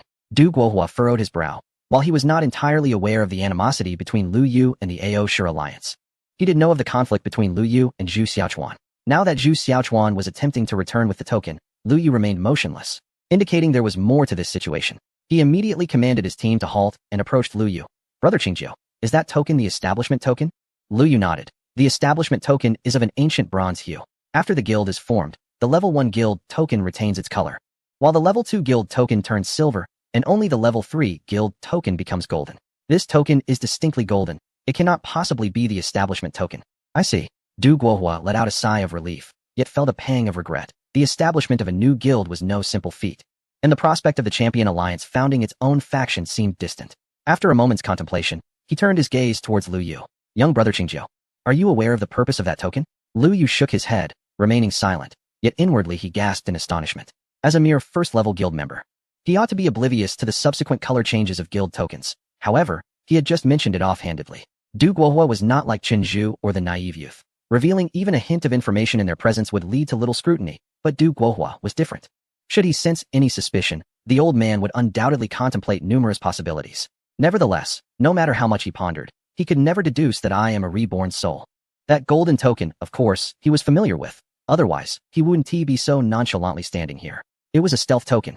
Upon its use, one would gain the opportunity to assume a hidden profession, yet those who had already taken on such a role could not carry it, rendering them unable to return to town using a teleportation scroll, unless Zhu Xiaochuan were to employ it directly now. He had no time amidst the onslaught of so many to even glance at the token's details. Even now, Zhu Xiaochuan still clutched the token in his hand, unable to stow it in his backpack. Du Guohua ceased his verbal musings and discreetly commanded his guild members to continue entangling with the Proud faction, but advised them to exercise caution and prioritize their own safety. Now that he understood that the token was not a guild establishment token, there was no need for the Champion Alliance to add more members to their ranks. However, remaining idle would surely raise suspicions among the other factions. If everyone discovered that the token was not what it seemed, the game would lose its charm. This was indeed a rare opportunity to witness other guilds faltering while the Champion Alliance could subtly augment its own strength. Yet, just as he began to strategize, his plans swiftly unraveled. From the moment Longhua had arrived, he had been closely observing Lu Yu's every move. For this rising star from the novice village, he felt compelled to give his utmost attention. When he noticed that Lu Yu had yet to take action, Longhua grew increasingly perplexed. Now, witnessing the Champion Alliance refrain from contributing to the fray, he became more certain that the token was not a guild establishment token.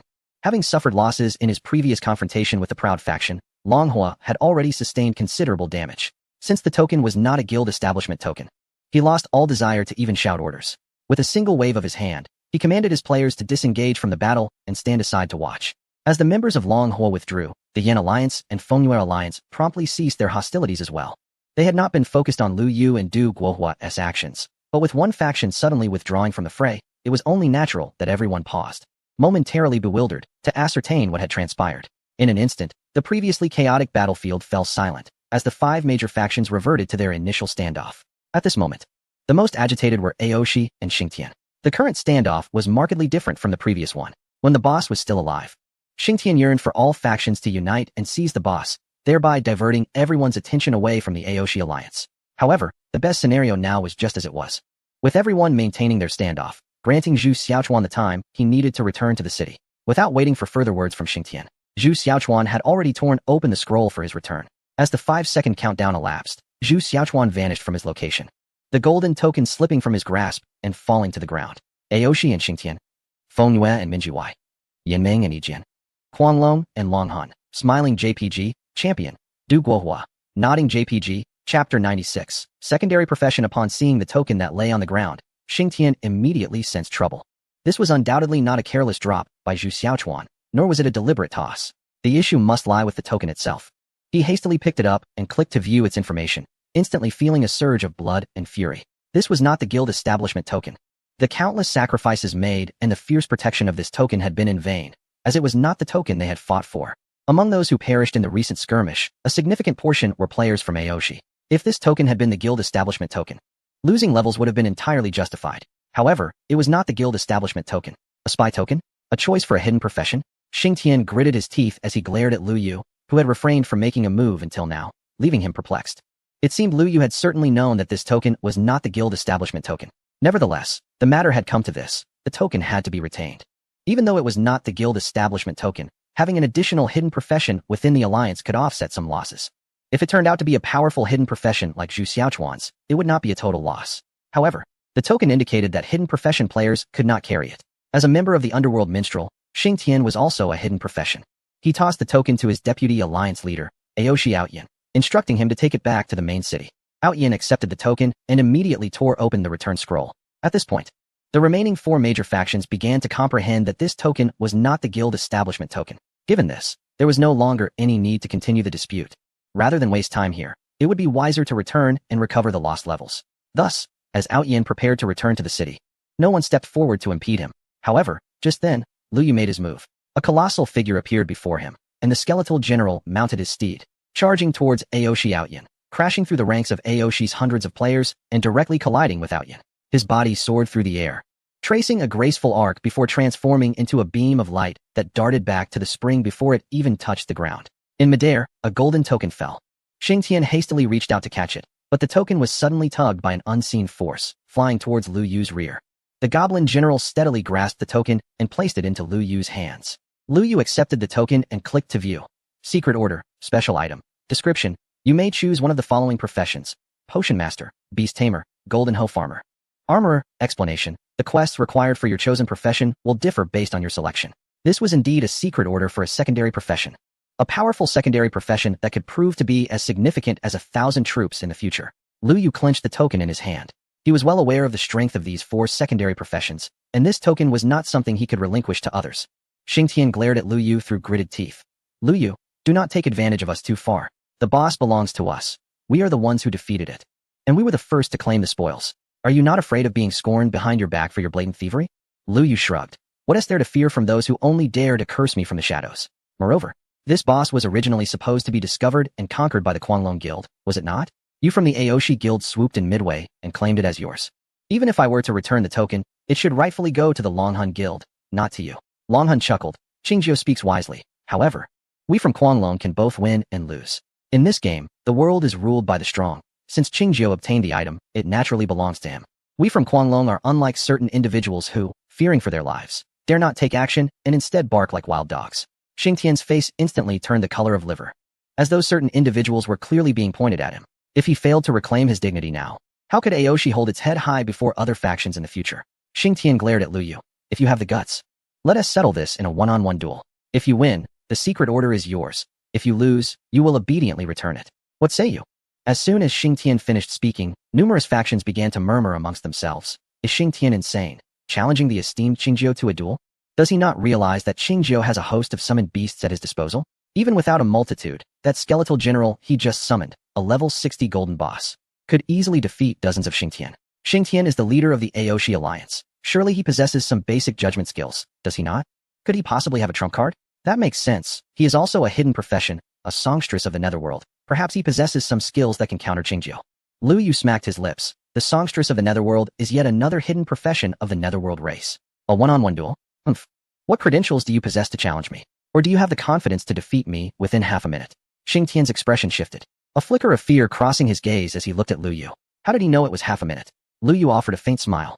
Disregarding Xingtian's astonishment, the Harbinger of the Abyss, though unknown to others, was familiar to Lu Yu, renowned as the strongest 1v1 class. It possessed a skill called Surrounded by Enemies, which could ensnare itself and a target in a separate space for half a minute. Within this realm, no third entity could intervene, and the ensnared target would experience a 10 reduction in all attributes. This was the foundation of Xingtian's confidence in challenging Lu Yu. He had never disclosed this skill to anyone, nor had he ever used it. Yet, Lu Yu's mention of the half-minute duration caused Xingtian's heart to tremble with uncertainty. Observing Xingtian's changing demeanor, Lu Yu smiled slightly. Xingtian, I present you with two choices.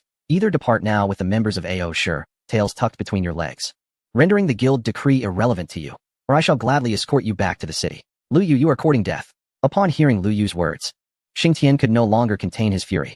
With the conversation reaching this point, if he refrained from action, he would truly be unable to maintain his standing in Lingfeng City. Xingtian struck his staff against the ground, a resounding echo reverberating through the forest. Deafening sound. All hostile targets within the vicinity experienced a 5 reduction in all attributes. Unfortunately, it was only a 1-star skill. Lu Yu wielded his staff, and a powerful horn resonated through the sky. War Horn, allied units received a 10 increase in all attributes, while enemy units faced a 3 reduction across the board. Xingtian gritted his teeth. Charge together. Even if he has summoned beasts, he cannot possibly eliminate us all at once. Chapter 97. The duel. The players of A.O. Sure exchanged glances. Their guild leader had been insulted, and as members of the guild, their pride was further at stake. Kill! Kill! Kill! The front line roared as they surged toward Lu Yu, while the mages and archers in the rear suddenly froze. A series of daggers pierced through their chests. Backstab. Having utilized skeleton warriors extensively, these players surely did not forget the presence of goblin assassins. The level 15 goblin assassins surpassed the majority of players present in level, especially with the dual bonuses from the war horn. The rear players of A.O. Sure were swiftly reduced to critical health, with several even dispatched back to their respawn points. The fragile players, caught unawares by the assassins, faced an inevitable demise with no shields or means of escape.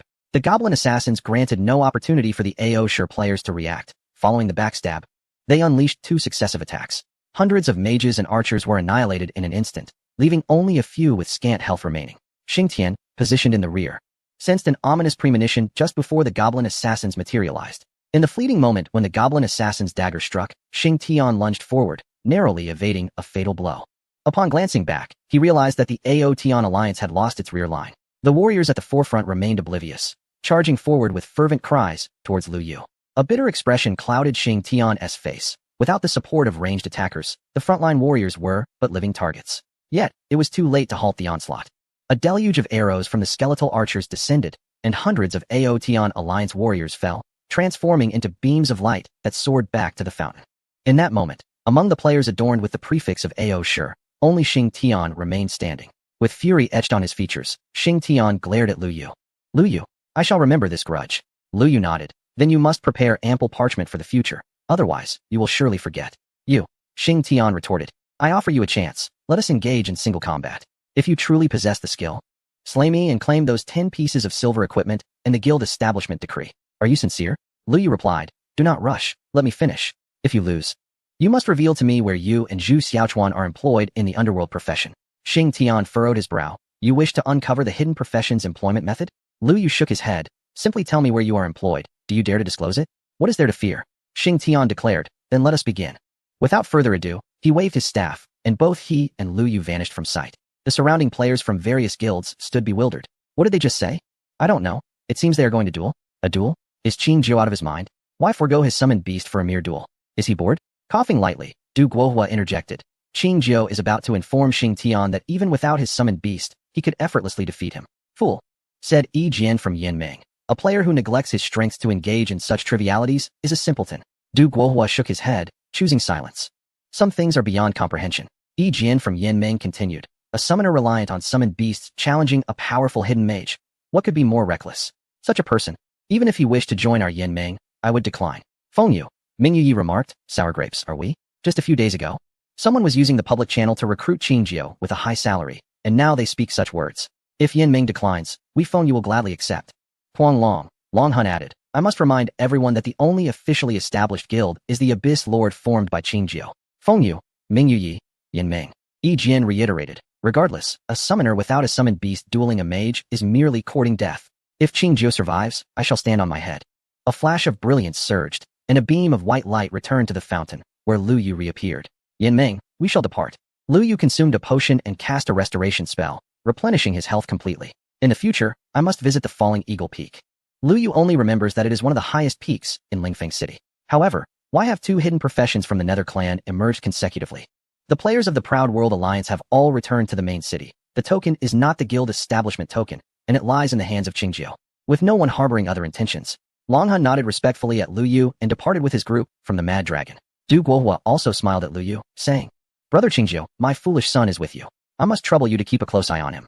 If he does not heed your words, do not hesitate to discipline him severely. Rest assured, Brother Hua, I will certainly show no mercy, Lu Yu assured him.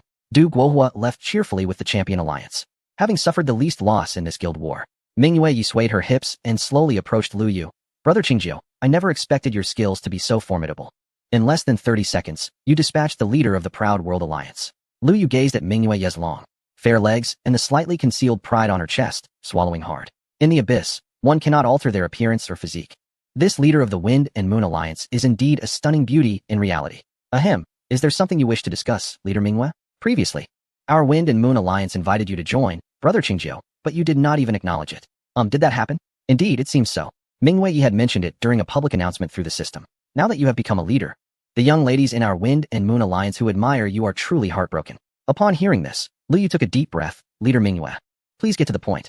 Alas, since Brother Qing Jiu is unwilling to engage in romantic discussions, I cannot impose further. This time, I have come to express my heartfelt sentiments and to request a small favor. Lu Yu nodded. Indeed. This woman would not waste her time on him unless there was something she needed help with. Please specify the favor, and I will consider whether to assist. Well, I hope that when you discover the guild establishment token next time, you can lend a hand to my sisters in the Wind and Moon Alliance.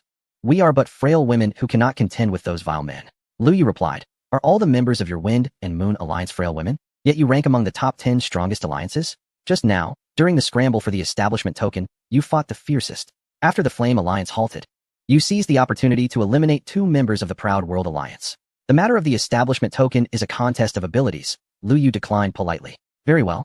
Mingyue Yi appeared quite dejected.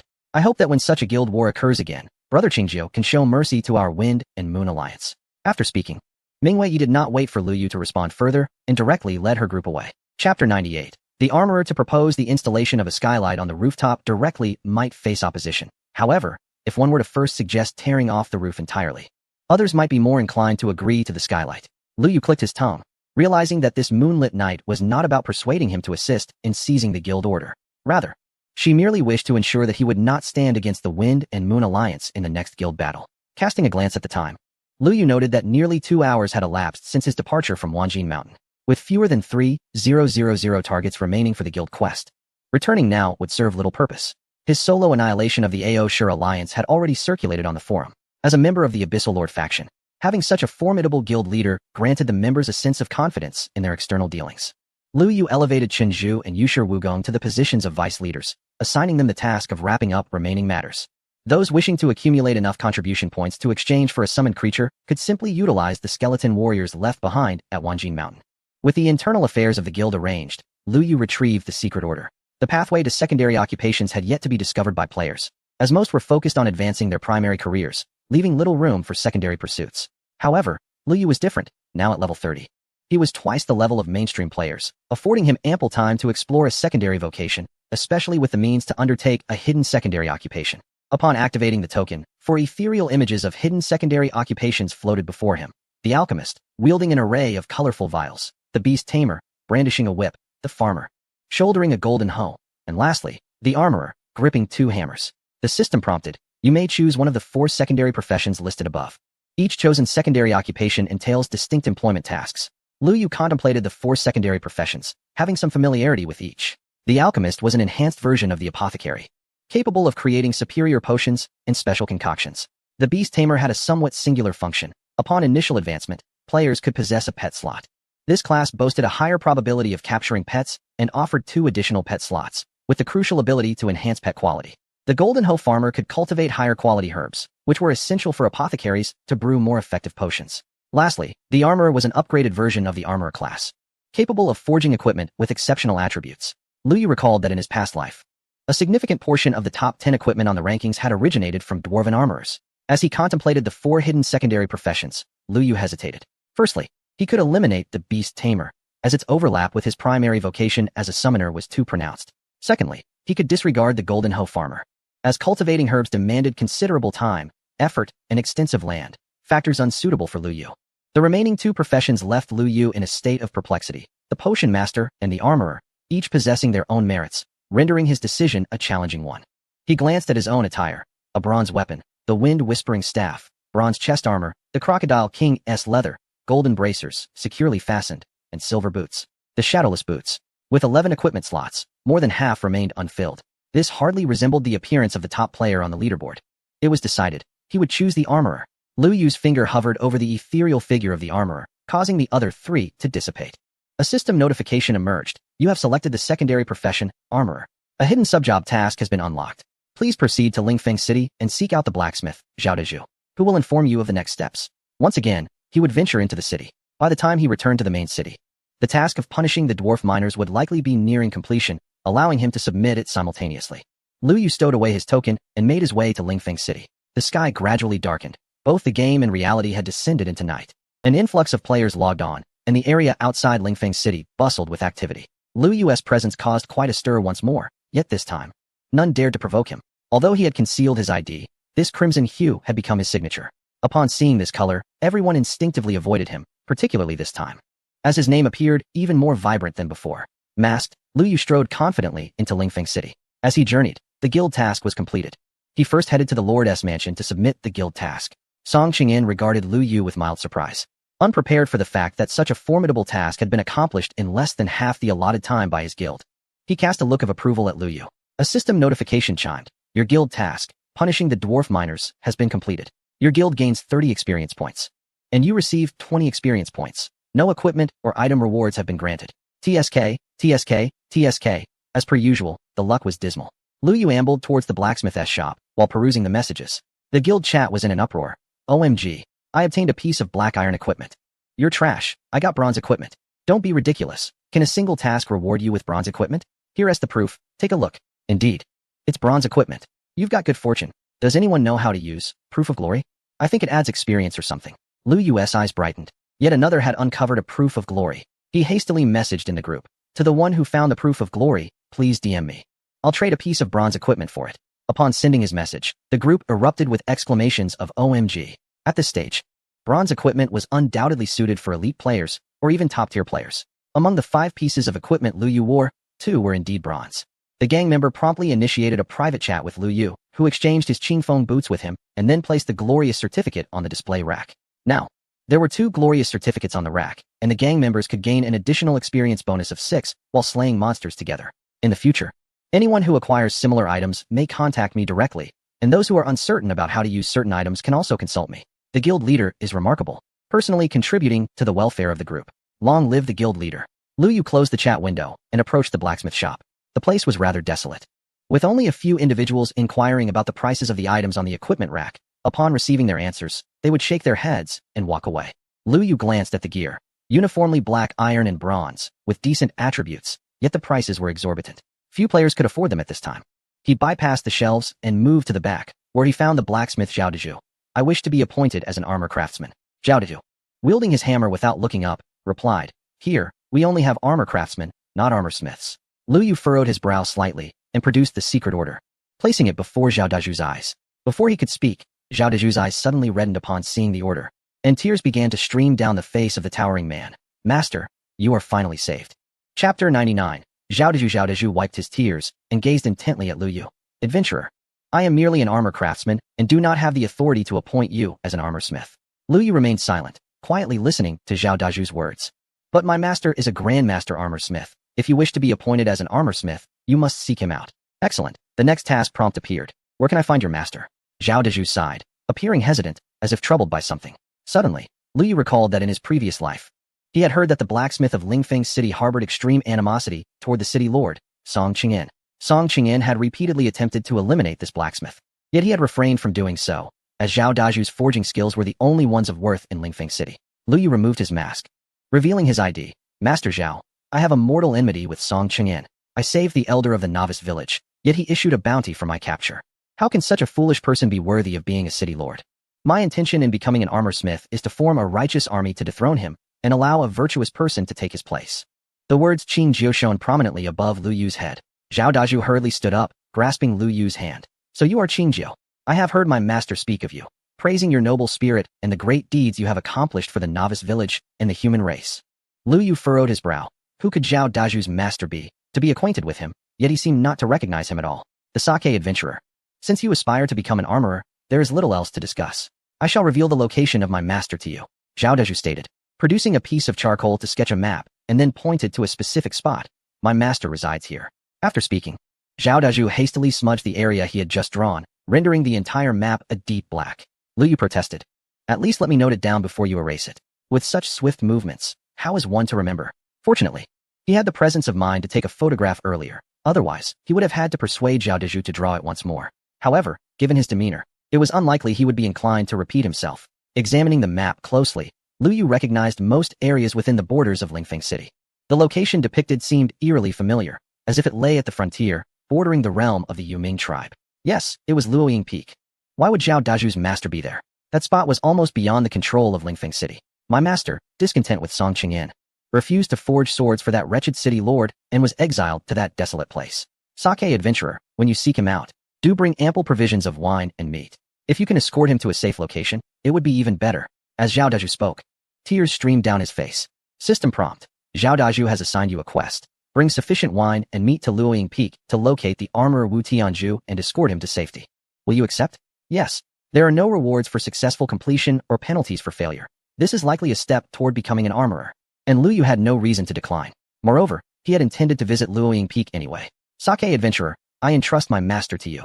Lu Yu nodded. Suddenly, a commotion erupted outside the blacksmith shop. The city lord senses that a wanted criminal is nearby. Surround the area and do not let the fugitive escape. Damn. They arrived swiftly. Lu Yu cursed under his breath. He had scarcely removed his mask when the guards came searching. He quickly donned the golden mask again and turned to Zhao Dezhu, saying, Leave your master's affairs to me. Zhao Dezhu furrowed his brow. Who are you? And why do you seek my master? Lu Yu mused. The effectiveness of the golden mask can be a double-edged sword. As the guards began their house-to-house search, one merely glanced at Lu Yu as they passed, then turned away. The fugitive was not here. He had surely fled the city, and we must pursue him immediately.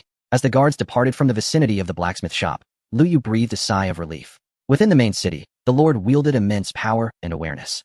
As demonstrated moments ago, Song Qingyan could directly sense Lu Yu's presence. Fortunately, the golden mask remained an invaluable asset. Lu Yu cast a glance at Zhao Dezhu, choosing not to engage him further, and departed from the blacksmith shop.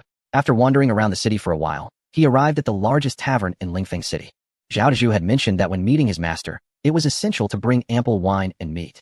Thus, Lu Yu procured 2 barrels of various wines from the tavern, along with an assortment of dishes, ultimately spending several thousand gold coins. This should suffice. The distance from Falling Eagle Peak to Lingfeng City was considerable, even at full speed. It would take him most of the day. The round trip would require at least 2 to 3 days, leaving the matters of the guild in the capable hands of Chun Zhu and Wushi Wujing. Fortunately, both individuals were not only competent, but also instilled a sense of trust in Lu Yu. Outside the northern gate, after consulting Lu Yu, Wushi Wujing had begun recruiting once again. It was evening, and the number of players had noticeably increased, with a steady stream of applicants. During the day, many had seen the recruitment video for the Lord of the Abyss on the forum, promising bronze equipment upon joining the group, as well as the opportunity to exchange for high-level summoned beasts for training. This incentive was second only to a monthly salary of 10,000 with a 3-day workweek. Many eligible players, upon seeing this during work, were eager to take immediate leave to log in at home. Lu Yu first made his way to the northern gate, observing the recruitment scene orchestrated by Wushi Wujing. This time, there was no need for Lu Yu to summon beasts to maintain order. The likes of Pei Fu Qinzhou and Bai Di Xiaoxiong, accompanied by their skeletal soldiers, engaged in battle there, deterring anyone from causing disruption. After briefly encouraging the guild members, Lu Yu recalled Wang Guafu and Li Er back to the summoning space, leaving behind a few skeletal soldiers before he set off toward Falling Eagle Peak. At that moment, Lu Yu wished fervently to be a knight.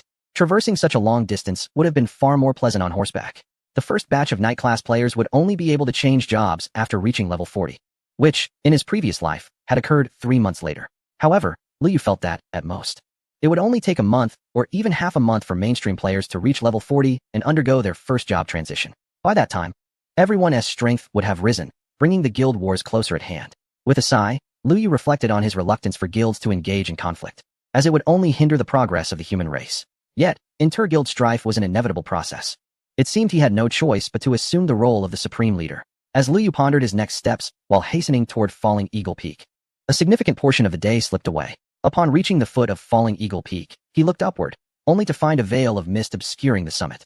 The mountain stood alone, akin to a pillar reaching into the heavens. Falling Eagle Peak was a gathering place for monsters ranging from levels 40 to 60. It was too far from the secondary main city, and in his previous life, Lu Yu had not visited often. However, he was still familiar with some of the basic mountain paths. He took out a photograph to check the location pointed out by Zhao Deju. The point I reached was already quite close to the summit, and Lu Yu had nearly ascended the entire mountain to catch sight of the armorer. He clicked his tongue in annoyance, pondering why this old man had chosen to climb so high when he could simply remain at the base. After all, Song Qingyin's reach did not extend that far. Now, however, due to this old man's lofty pursuits, Lu Yu found himself compelled to scale the heights as well. Summoning his boss-level familiar, he also called forth his necromancers and skeletal archers. In this level 4060 wilderness area, caution was paramount, especially given the peculiar nature of the local creatures. Falling Eagle Peak could be roughly divided into 3 sections. Lu Yu currently occupied the first section, surrounded by lush trees and intertwining vines. As he ascended the narrow path, the air was filled with the fragrance of blooming flowers and grasses. Though he dared not inhale deeply, having dampened his clothing with water to shield his mouth and nose, the scents carried a latent, toxic potency that would not manifest until a certain threshold was reached. Upon inhalation of a sufficient quantity, players would immediately succumb to a state of acute poisoning. Such a state was far more severe than the venom of the blackwater python. The damp fabric effectively sealed off the toxic vapors, and Lu Yu hurriedly climbed higher. Suddenly, a vine surged towards him, swiftly followed by others that seemed to respond to an unseen command. Anticipating this, Lu Yu had his 4 necromancers raise their staffs, unleashing a collective spell, Wraithfire. The violet-black flames cascaded like snowflakes towards the encroaching vines. What appeared as delicate flames erupted upon contact, akin to a firework bursting at its zenith. The vines writhed in agony mid-air before disintegrating into ashes, yet no beams of energy were directed towards Lu Yu's summoning space. Unfazed, he continued his rapid ascent. However, the higher he climbed, the more potent the fragrances became, even seeping through the damp cloth. Furthermore, the quantity of vines increased dramatically, casting a shadow that threatened to envelop him. This was certainly an ill omen. He had attracted unwanted attention. Taking a deep breath, Lu Yu commanded, "Ignite the entire grove." The necromancers raised their staffs once more, but just as the flames were about to descend, the dense vines suddenly retreated at breakneck speed, vanishing from Lu Yu's sight. The intoxicating aroma faded to an imperceptible whisper. Ah, such intelligence displayed. Had he not been pressed for time to pursue his side quest, Lu Yu might have contemplated capturing this entity for his summoning space. Nevertheless, he knew this creature could not escape. Once he located the armorer and completed his task, he could return at his leisure. With the absence of the fragrant distraction, Lu Yu removed the damp cloth and strode purposefully upward. The second section of the path was a veritable paradise for herbalists, teeming with rare medicinal plants, though harvesting these treasures would prove no simple endeavor. Lu Yu carefully avoided the areas where medicinal herbs flourished, opting instead for desolate paths. As long as there were no herbal plants nearby, he was unlikely to encounter wild creatures. He traversed the second stretch of the mountain trail unscathed, encountering only a few oblivious venomous snakes, which were swiftly dispatched by two generals. Perhaps owing to the fact that Lu Yu now commanded a multitude of summoned beasts, these two segments of his journey proved far smoother than he had anticipated. Upon embarking on the third segment, Lu Yu raised his gaze to survey his surroundings. Only a cerulean sky and fluffy white clouds greeted him.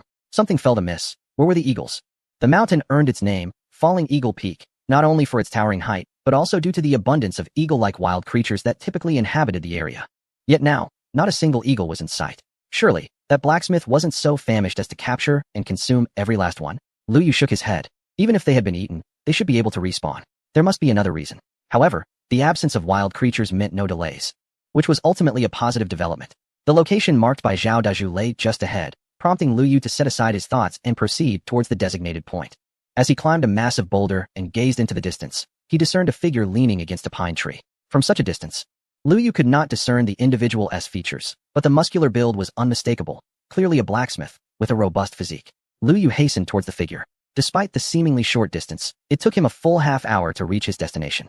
Only then did he get a clear view of the person's visage. Around 50 years of age, ruggedly handsome, with remarkably developed arms and a solid torso, a quintessential blacksmith. Yet, the man appeared somewhat haggard, a palpable weariness etched across his face. Wu Tianju, Earth-level boss, level 80 health. Attack, defense. Lu Yu's eyes widened in astonishment. An 80-level Earth-level boss. This entity was 3 levels higher than even a gold level. Wu Tianju's ascension to the Earth level could not have been achieved solely through combat prowess. Rather, it was likely attained through the mastery of his craft. Akin to a dwarven miner. The level of a dwarven miner paled in comparison to that of Wu Tianju. Upon noticing Lu Yu's approach, Wu Tianju was equally taken aback. Adventurer, how did you come to be here? He inquired. Without hesitation, Lu Yu produced some wine and meat, offering them to the man. Master Wu, you have endured much here. Please, have something to eat. Wu Tianju had intended to ask further questions, but upon seeing the food Lu Yu had brought, his gaze was immediately captivated. Without uttering another word, he seized the wine and began to drink, followed by devouring the meat. Lu Yu nodded in satisfaction. Having consumed the food, he would later bring up the subject of employment, and he was certain Wu Tianju would not refuse. The opportunity to receive personal guidance from an Earth-level blacksmith was a rare privilege. Since the arrival of the food, Wu Tianju had not spared Lu Yu another glance. His entire focus now devoted to the feast before him. Lu Yu remained silent, merely observing as Wu Tianju indulged in his feast. It was not until dusk that Wu Tianju, with a lingering sense of satisfaction, licked his lips, having devoured every morsel of meat, and emptied his cup. He was now using a twig to pick at his teeth. Adventurer, what brings you to me? Lu Yu relayed Zhao Daju's words along with his desire to become a blacksmith to Wu Tianju. The latter frowned, diverting the conversation. You claim to be a fine wine. Yet you do not appear to be as splendid as that old man described. You possess superior liquor yet refuse to share. Until you present that wine, I shall not grant you your profession. Lu Yu, perplexed, replied, superior liquor? I have none. Chapter 101. Becoming a blacksmith, Lu Yu meticulously examined his satchel. Aside from a collection of materials and useless trinkets, he found only the hunting token and a ring known as the Ring of Azure. Where is this fine wine of yours? Do not deceive me. Just because you have not placed it within your pack does not mean you can fool my nose. Wu Tianju insisted, taking a deep whiff. Indeed, there are at least 3 exquisite wines. Observing Wu Tianju's rapturous expression, Lu Yu felt even more bewildered. 3 kinds? I am not a brewing artisan. I possess not even a single variety, let alone 3. However, if there were indeed 3, Lu Yu recalled Lier, whose side profession was brewing. If memory served, he sold 3 varieties of fine wines at the tavern in the novice village. Summoning Lier, Lu Yu inquired briefly. Lier promptly produced 3 bottles, a 10-year aged daughter's red, a 30-year aged night fragrance, and a 50-year aged drunken immortal. These were precisely the 3 wines that Lier had once sold at the tavern. Lu Yu, having little knowledge of the brewing profession, had previously considered them average, but was astonished at Lier's skill. Upon seeing the 3 fine wines, Wu Tianju's eyes widened, and he reached out eagerly. Lu Yu swiftly reclaimed all 3 bottles, wearing a smile and silently regarding Wu Tianju. He had grown increasingly irritated with the old man, who had consumed so much without uttering a word of gratitude, and now had the audacity to reach for what was not his. This was unacceptable. Lu Yu had realized that the old man was shameless. He could not expect Wu Tianju to discuss remuneration after indulging himself. The matter of becoming a blacksmith had to be settled immediately. Otherwise, this old scoundrel might consume everything and refuse to acknowledge their agreement. Adventurer, what does this mean? Are you not presenting this wine for my enjoyment? Indeed, I am not, Lu Yu replied. Wu Tianju wiped his greasy lips and inquired, now tell me, what business do you have with a master blacksmith such as myself? If you seek my craftsmanship for forging equipment, based on the meager offerings you have presented, I could only provide you with a single bronze item. However, Should you produce those 3 bottles of wine, I might be persuaded to forge a silver piece. Or perhaps even a golden one. Yet, the materials for forging must be supplied by you, as is customary in our trade. Lu Yu shook his head, declaring, I do not desire equipment. What then do you seek? Wu Tianzhu lifted a wine cup, tilting his head back, and emptied it into his mouth. A few droplets cascaded down the rim. He eagerly extended his tongue to catch them, savoring the rich flavor that lingered. Those who come to me typically hope for my personal touch in crafting their gear. You say you do not want equipment, so what is it that you truly desire? I wish to become a blacksmith. Cough, cough, cough. Wu Tianzhu spluttered, the wine he had just tasted spraying into the air. You wish to become a blacksmith? Indeed. Lu Yu affirmed with a nod. Becoming a blacksmith is no trivial matter. Not everyone can claim that title. Even if I were willing to accept you, you would find it impossible to attain the rank of blacksmith. Lu Yu silently produced a secret order. Humph, with this in hand. You may have a chance to become a blacksmith, but I have not yet agreed to accept you. Lu Yu retrieved 3 bottles of fine wine from his backpack. Gulp. Wu Tianzhu swallowed hard. The profession of blacksmith requires exceptional control. Lu Yu glanced at Lier, who immediately understood, and produced another 3 bottles of wine. Gulp, gulp. I have lived my life with caution. I do not take on apprentices lightly.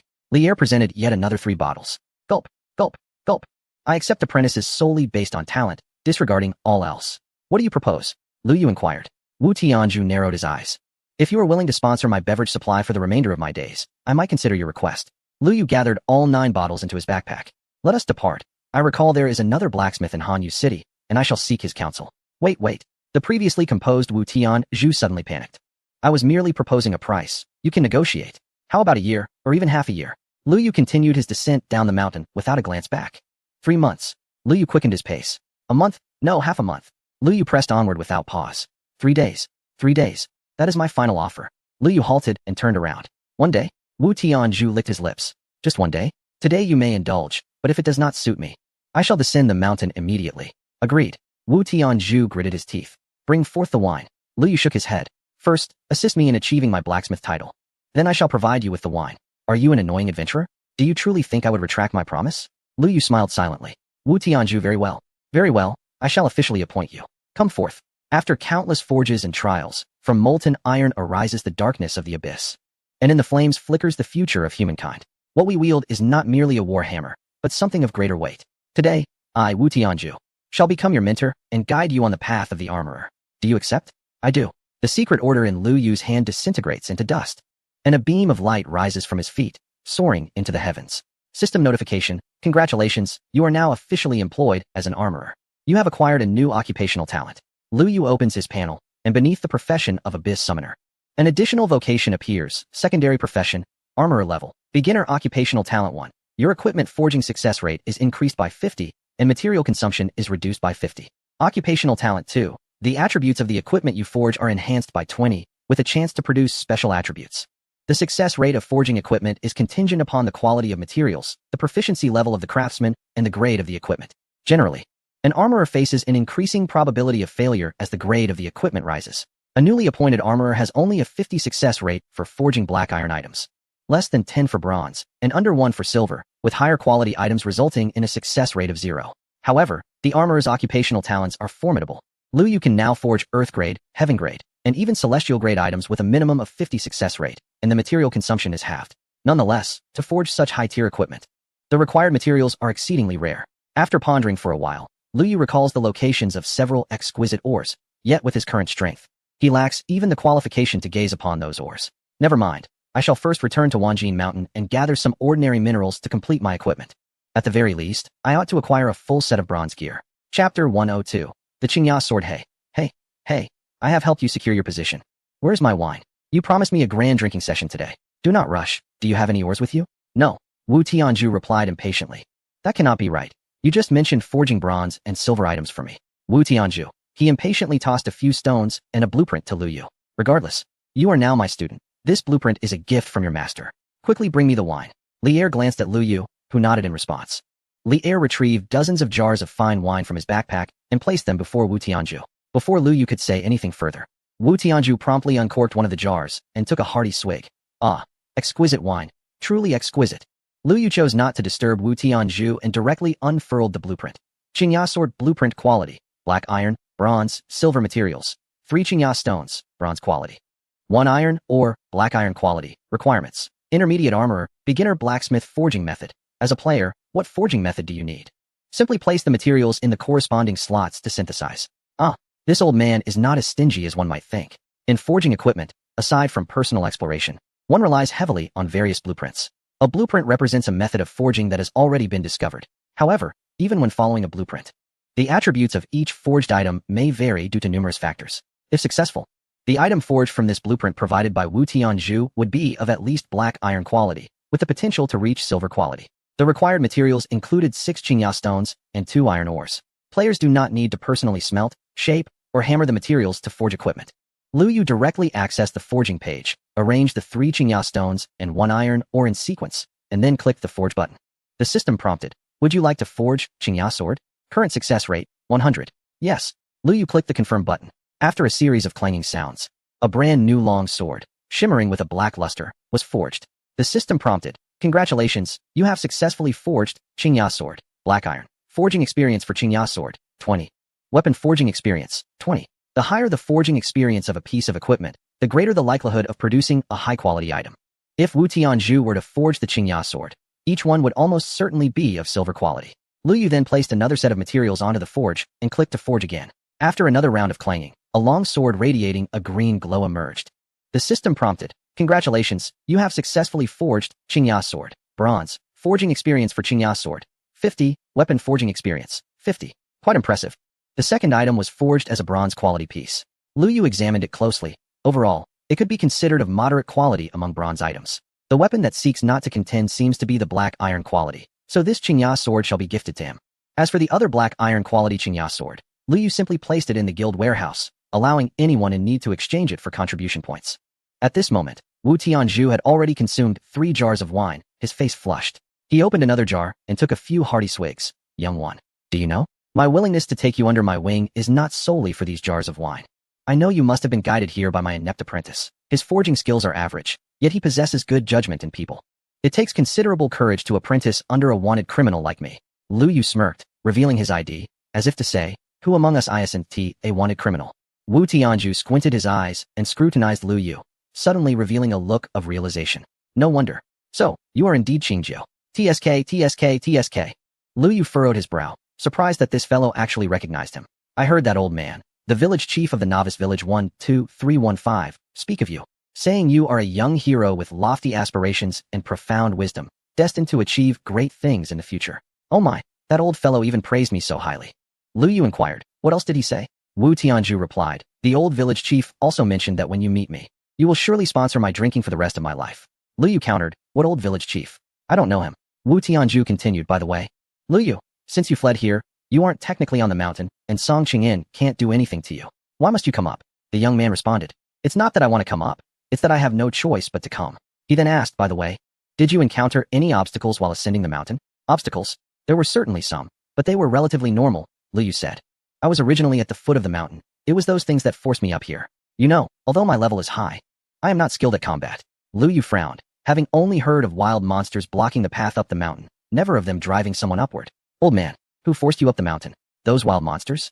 Wu Tianzhu shook his head, "Not the wild monsters, but the person behind them. Many wild monsters on this mountain have been controlled. Someone is controlling the wild monsters? That sounds familiar. Indeed, that person wants to coerce me into forging equipment.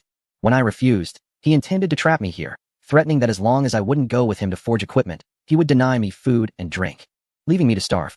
The young man asked, "How did you manage to come up?" Lu Yu's expression shifted.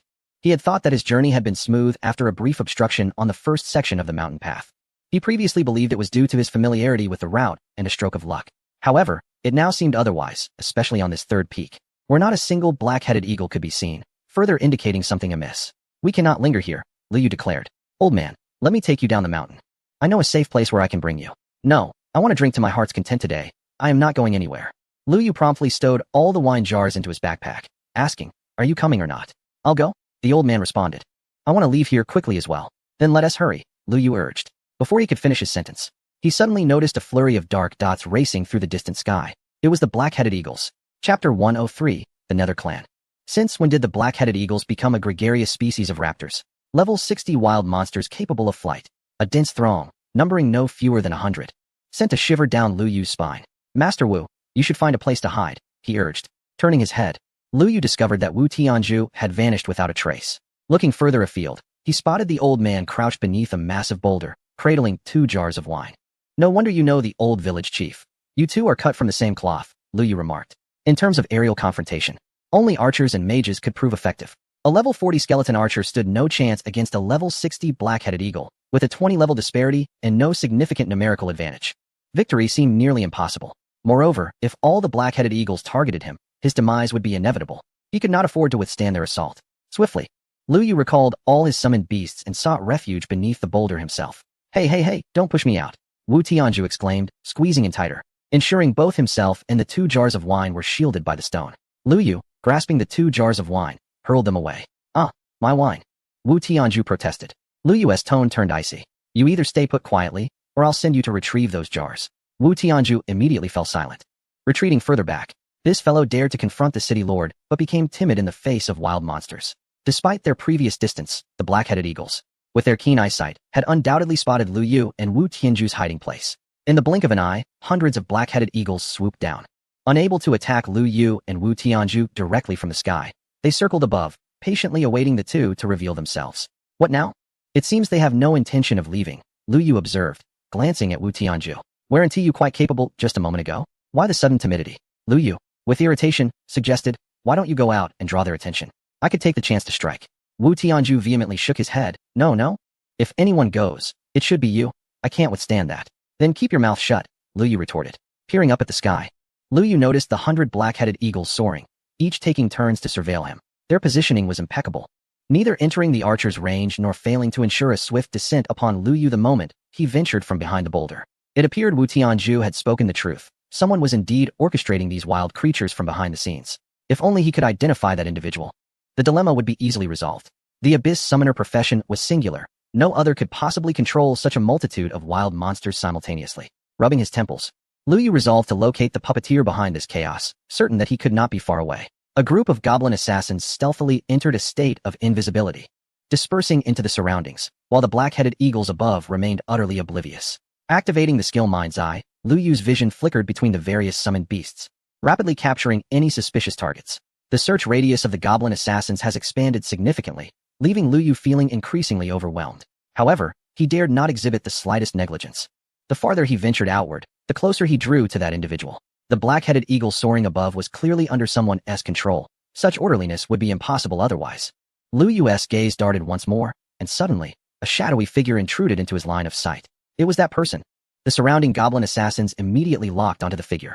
Cloaked in a pitch-black robe, this individual was entirely shrouded from head to toe, obscuring any discernible features.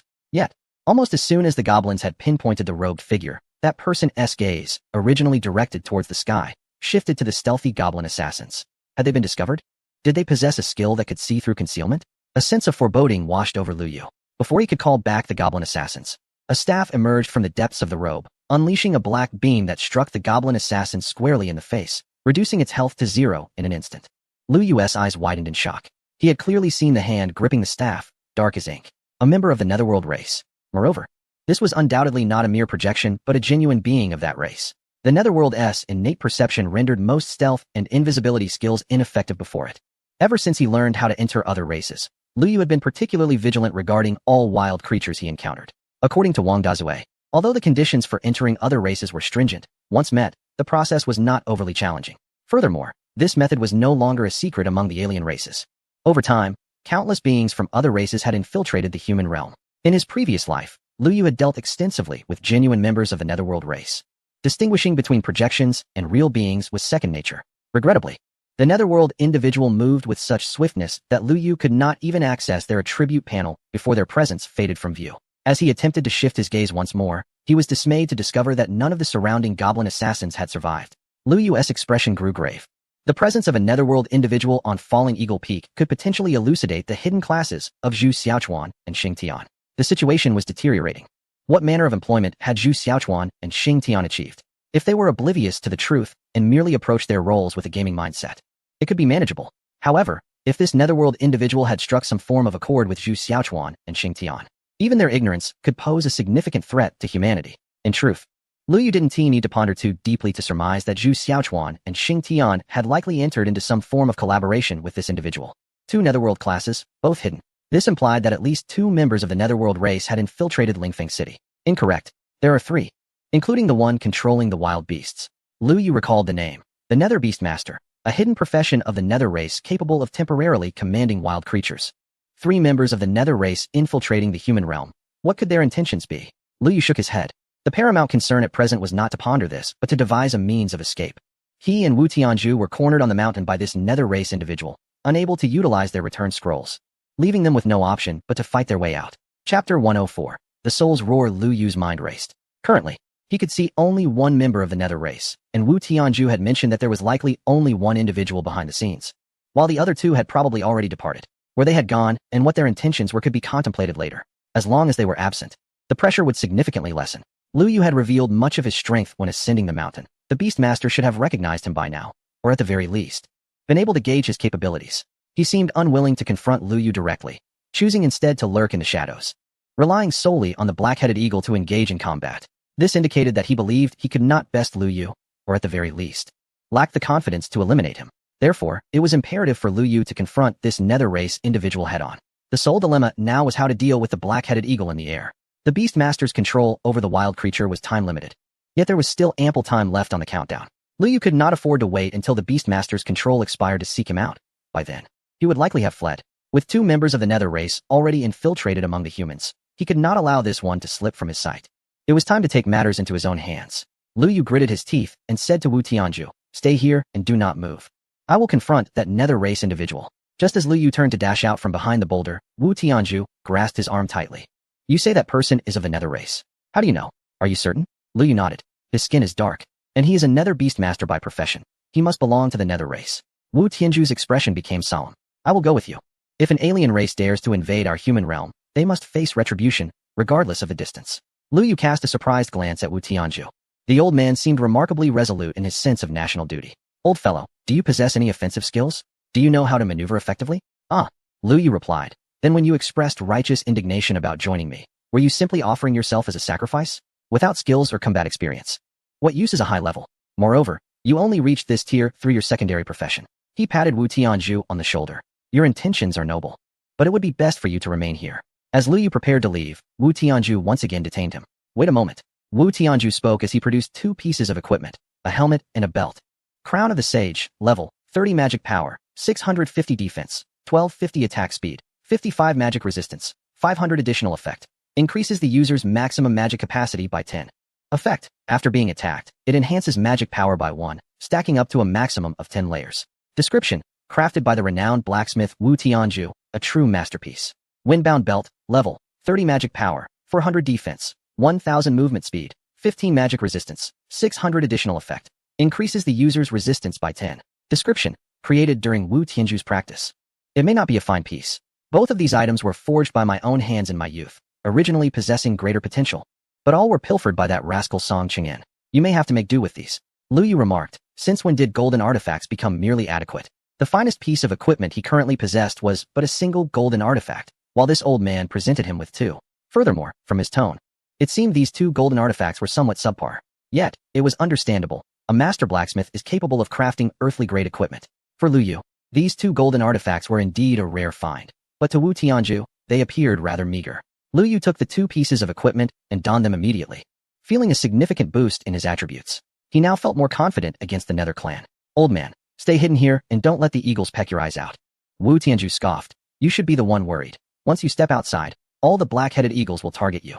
Lu Yu nodded, realizing his concern for the old man was misplaced. Taking a deep breath, he stepped out from behind the boulder and swiftly made his way toward the position of the Nether clan member. Goblin assassins had long been tracking that individual from a distance, allowing Lu Yu to focus on his rapid sprint. Almost the moment he exited the boulder, the black-headed eagles in the sky sensed his movement and immediately swooped down upon him. Activating the shadowless effect of his shadowless boots, Lu Yu's speed surged once more. Yet the distance between him and the swarm of black-headed eagles continued to diminish. It was merely a matter of time before he was caught, and he had prepared himself for this eventuality. Before long, the nearest black-headed eagle was less than 3 meters away. When soaring through the air, these eagles appeared small. But upon closer inspection, one would find their wingspan to be an impressive 7 to 8 meters, their massive talons capable of easily lifting an adult. The black-headed eagle had now flown directly above Lu Yu, its enormous talons nearly resting on his shoulders, while dozens of others surged in behind it. It was time. Although he hadn't drawn the attention of the entire flock, he could wait no longer. Lu Yu suddenly bent down, simultaneously waving his hand, and summoned the mermaid Shelley. As soon as she was conjured, she opened her mouth wide, unleashing a soul-piercing scream. The mournful and shrill sound reverberated through the mountains, causing Lu Yu to writhe in agony on the ground. He was closest to Shelley and thus bore the brunt of the impact. The pursuing black-headed eagles were also momentarily shaken by this cry, thrown into disarray. However, capitalizing on their superior level, they managed to withstand the sound and did not plummet from the sky. Yet, in the next instant, a tremendous force yanked them down from the air. Immediately thereafter, the skeletal cavalry charged forth, their hooves trampling upon the wings of the black-headed eagles. Instantly, the mountaintop was filled with the piercing screams of the black-headed eagles. The fallen and the airborne eagles could be regarded as two distinct types of wild creatures. The skeletal cavalry continued to trample the wings of the black-headed eagles, preventing them from taking flight again. The skeletal general dismounted, plunging into a sea of corpses and blood, capable of snuffing out a black-headed eagle's life in mere seconds. Lu Yu struggled to rise from the ground. His health remained intact, and his mana was unscathed. Yet the shock to his soul was not something that could be quickly mended. Without his summoned beast, he feared he would struggle against even an ordinary player at this moment. Just then, the remaining black-headed eagles above suddenly dove down with ferocity. The Spectre tribe had discerned Lu Yu's predicament and had no intention of granting him a moment's respite. The cooldown for the soul scream had not yet expired. Even if it had, Lu Yu dared not let Shelley use it again. Being so close to her, another scream would likely render him unconscious. Without the soul scream, relying solely on the Goblin General's ability to absorb, he could not hope to drag these black-headed eagles from the sky. With a wave of his hand, four necromancers emerged. Their staffs raised, a storm of ghostly flames. Fire wove through the air, forming a vast net intended to ensnare the swooping black-headed eagles. However, the eagles remained unfazed, their massive wings effortlessly dispersing the flames. Cursed be this situation, Lu Yu glanced at his summoning space, contemplating what else could be utilized. Chapter 105. Who needs to rely on basic attacks in a summoner's battle? Among the few boss-level summoned beasts, only Li Er, Widow Wong, and Wang Decue remained. The sheer number of black-headed eagles meant that even Li Er could at most thwart one or two, a mere drop in the bucket to no avail. Widow Wang's illusions?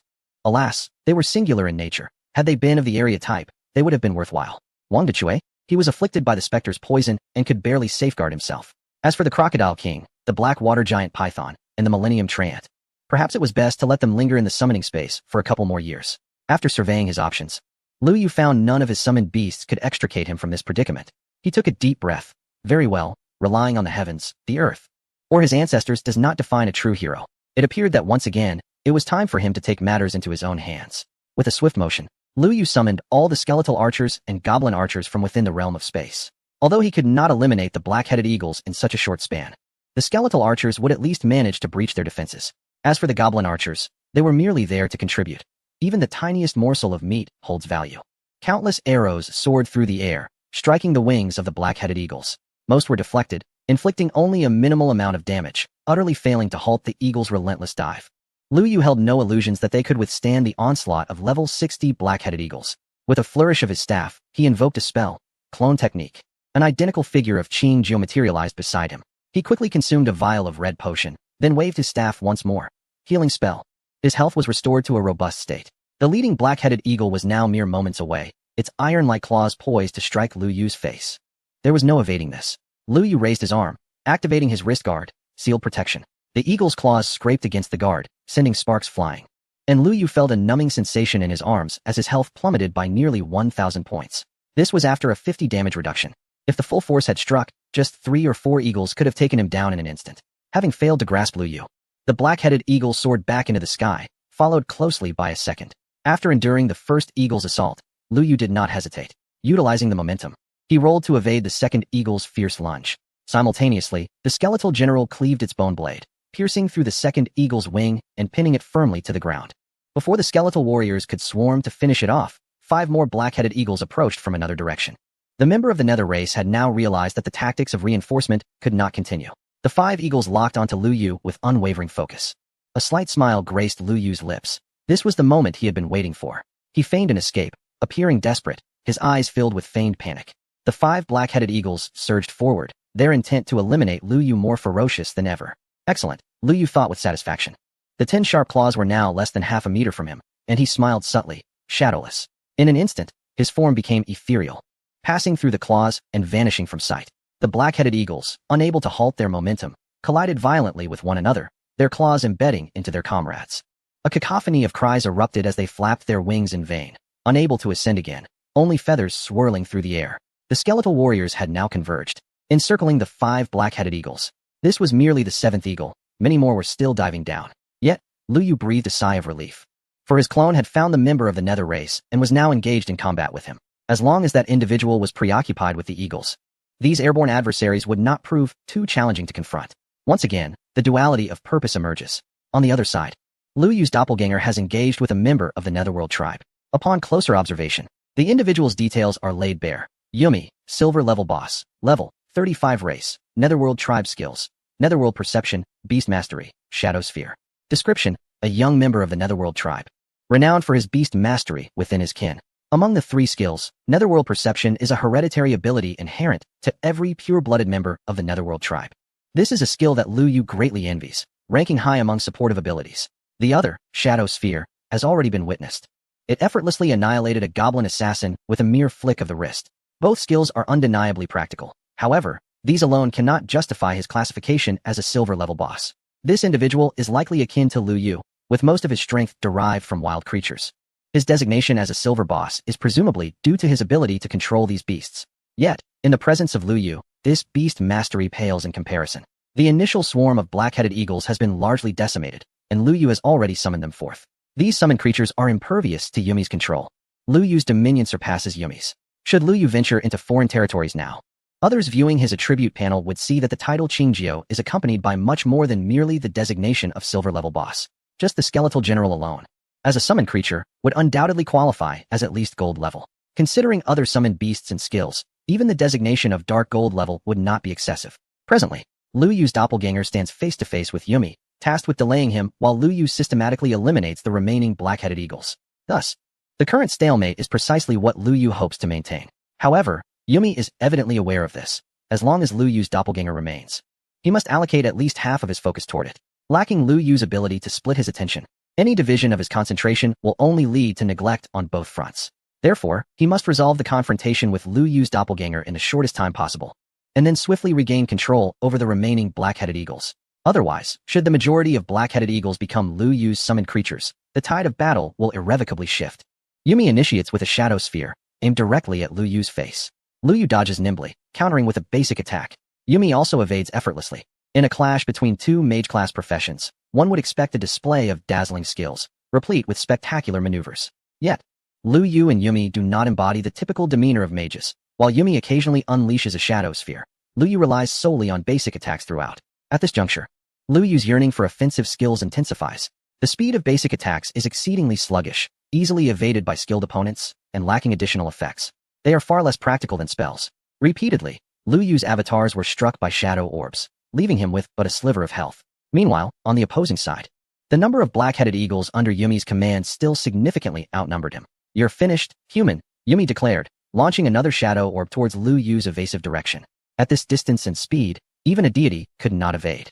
Lu Yu chose not to dodge, instead smiling at Yumi. "Have you forgotten that my summoned beasts far outnumber your tamed creatures? What kind of summoner would engage in battle without their summons?" Chapter 106. Yumi. From the outset of their confrontation, Lu Yu discerned that Yumi's skill was, at best, of moderate first-rate caliber, utterly incomparable to Zhu Xiaochuan. When Yumi focused all his perception on Lu Yu's avatar, he could no longer observe the changes occurring around him. Led by Widow Wang, the goblin assassins had stealthily approached Yumi's vicinity. To avoid detection, Lu Yu willingly sacrificed his avatar, preventing Widow Wang from utilizing her illusions. Now, the moment had arrived. Widow Wang materialized behind Yumi, executing a sealing backstab. Following her lead, the goblin assassins unleashed their own backstabs. With Widow Wang's seal in place, they could penetrate Yumi's defenses. In an instant, Yumi's health plummeted below 30. Yumi was instantly overwhelmed with terror. Among the younger generation of the Netherworld clan, he was not the most exceptional. In terms of awareness and execution, he was merely of above-average skill, having been fortunate enough to meet the criteria for crossing the barrier, which allowed his clan to assist him in assuming the hidden profession of beast tamer. He had come with a special mission. Initially hoping to capture the renowned human armorer as a significant feat, however, now he found himself failing his mission, and even his own life hung in the balance. Should he perish without completing his task, his family would undoubtedly face dire consequences. No, he could not die. He needed to escape quickly, taking advantage of the fact that the fine wine was still preoccupied with the black-headed eagles. With this thought, Yumi abandoned his control over the eagles, commanding them to attack fiercely to stall Lu Yu, while he turned to flee. As the human race had yet to officially enter the abyss, if he could escape, He could masquerade as an NPC of another race and continue his quest. However, before Yumi could take more than a couple of steps, a golden figure rushed toward him with a shout. Following this golden figure, a dense mass of skeletal soldiers had surrounded the mountaintop entirely. Lu Yu, having recognized Yumi as a novice, anticipated that he would choose to flee if overwhelmed. Thus, he had summoned the skeletal soldiers early on, sealing off all escape routes. With 2 members of the Netherworld clan already infiltrated among the humans, he could not allow this one to escape. After eliminating a significant portion of the black-headed eagles, the pressure on Lu Yu had markedly diminished. Moments ago, the flock of black-headed eagles launched a fierce assault, seemingly formidable in their numbers. Yet their lack of coordination rendered them easier to conquer. At this juncture, Lu Yu had already captured the majority of the black-headed eagles, leaving only a handful that posed little threat. He summoned the remaining eagles to engage with their wild counterparts while he leisurely approached Yumi. At that moment, Yumi was being relentlessly pursued and attacked by Li Er and Widow Wang. Despite Yumi's level being nearly 10 ranks above both adversaries, he found himself unable to breach Li Er's golden body. Widow Wang, an assassin by nature, alternated between stealth and illusion, persistently casting seals upon Yumi. As they were mere fleeting partners, their teamwork was remarkably harmonious, leaving Yumi struggling to defend himself. In the brief span of time, Yumi's health had plummeted to a mere 10. With a wave of his hand, Lu Yu commanded Li Er and Widow Wang to cease their assault and retreat to the side. "You cannot escape today, Yumi. Let us have a conversation," he stated. "Humph. A mere human dares to speak to me." Though Yumi was in a dire state, his expression remained one of haughty defiance. In the abyss, it was universally acknowledged that the Yu Ming clan was the mightiest race, and humans had yet to even set foot in the abyss. Lu Yu remained silent. Li Er strode forward, raising his hand to strike Yumi across the face, causing another point of health to vanish. "To speak to my master in such a manner is to court death." Yumi glared at Li Er, opening his mouth as if to retort, but ultimately swallowed his words in silence. Lu Yu then proposed, "I believe you still wish to survive. I can offer you a chance. Divulge your intentions for coming to the human realm." Yumi's lips remained tightly sealed, refusing to utter a word. Lu Yu continued, "I surmise you have yet to complete the task assigned by your clan. I am aware of your customs. Those who perish without fulfilling their mission, even if they die in duty, will see their relatives suffer consequences. Why not share your task with me? If I spare your life, your kin will assume you are still engaged in your mission." Though this was not a long-term solution, it would at least temporarily safeguard the lives of his family, if not his own. At that moment, Lu Yu felt akin to a villain, coaxing a child naive to the complexities of the world. Yet his demeanor was relaxed, as though it were merely a straightforward transaction, one that appeared to benefit Yumi significantly. Yumi swallowed hard. Truth be told, he was tempted. Should he refuse outright? He was certain this individual would not hesitate to end his life. During his previous encounter with the captain, he had been warned about Lu Yu's understanding of the abyss, realizing that he could not be treated as an ordinary player. Taking a deep breath, Yumi finally gritted his teeth and declared, "Go ahead and kill me. You humans are unworthy to negotiate with the Yu Ming clan." Lu Yu nodded in agreement. Indeed, if the higher-ups discovered that Yumi had divulged secrets, his relatives would face far graver repercussions. So be it. A glimmer of cold light flashed, and the specter known as Yumi collapsed to the ground. The system announced, "You have slain the specter of the Yu Ming clan, Yumi, gaining 100 experience points and 2,000 reputation." The system further indicated, "It has been detected that you have killed Yumi of the Yu Ming clan. You may choose to summon it into your summoning space, which currently has the capacity to accommodate 610 beings of different species. Subdue." Yumi transformed into a beam of light and soared into Lu Yu's summoning space. Lu Yu promptly summoned it forth. Now standing before Lu Yu once more, Yumi appeared somewhat disoriented, kneeling on one knee. "I pay my respects, master. Do you recall the purpose for which your clan sent you to the human realm?" Yumi fell into deep contemplation, and after a moment, he painfully prostrated himself on the ground, shaking his head frantically. Lu Yu nodded, retracting him back into the summoning space. As expected, the situation was akin to that of Li Er and Widow Wang. Upon being slain and entering the summoning space, they would lose their most crucial memories. This was likely a form of seal set by the stronger members of their clan, locking away those secrets when their state underwent a transformation. Lu Yu sighed, realizing he could glean no clues from Yumi and would have to seek out Zhu Xiaochuan and Xing Tian. However, these two were equally ignorant of the abyss. How vexing. He also needed to address the situation with Wu Tianzhu. He could not remain hidden in the mountains indefinitely. Lu Yu pondered deeply. Wasn't the gathering of heroes still in need of a blacksmith? In a marsh, 2 shadowy figures darted about. Suddenly, one of them came to an abrupt halt. "Captain, what is it?" "Yumi has died once." "Humph. I knew that weakling was unreliable. Thankfully, he did not divulge our plans. His task now falls to you." "Understood." The shadow immediately turned and ran in another direction. Chapter 107. The young mistress Lu Yu descended from the falling eagle peak with Wu Tianzhu, continuing to avoid the wild beasts along the second segment of the mountain path.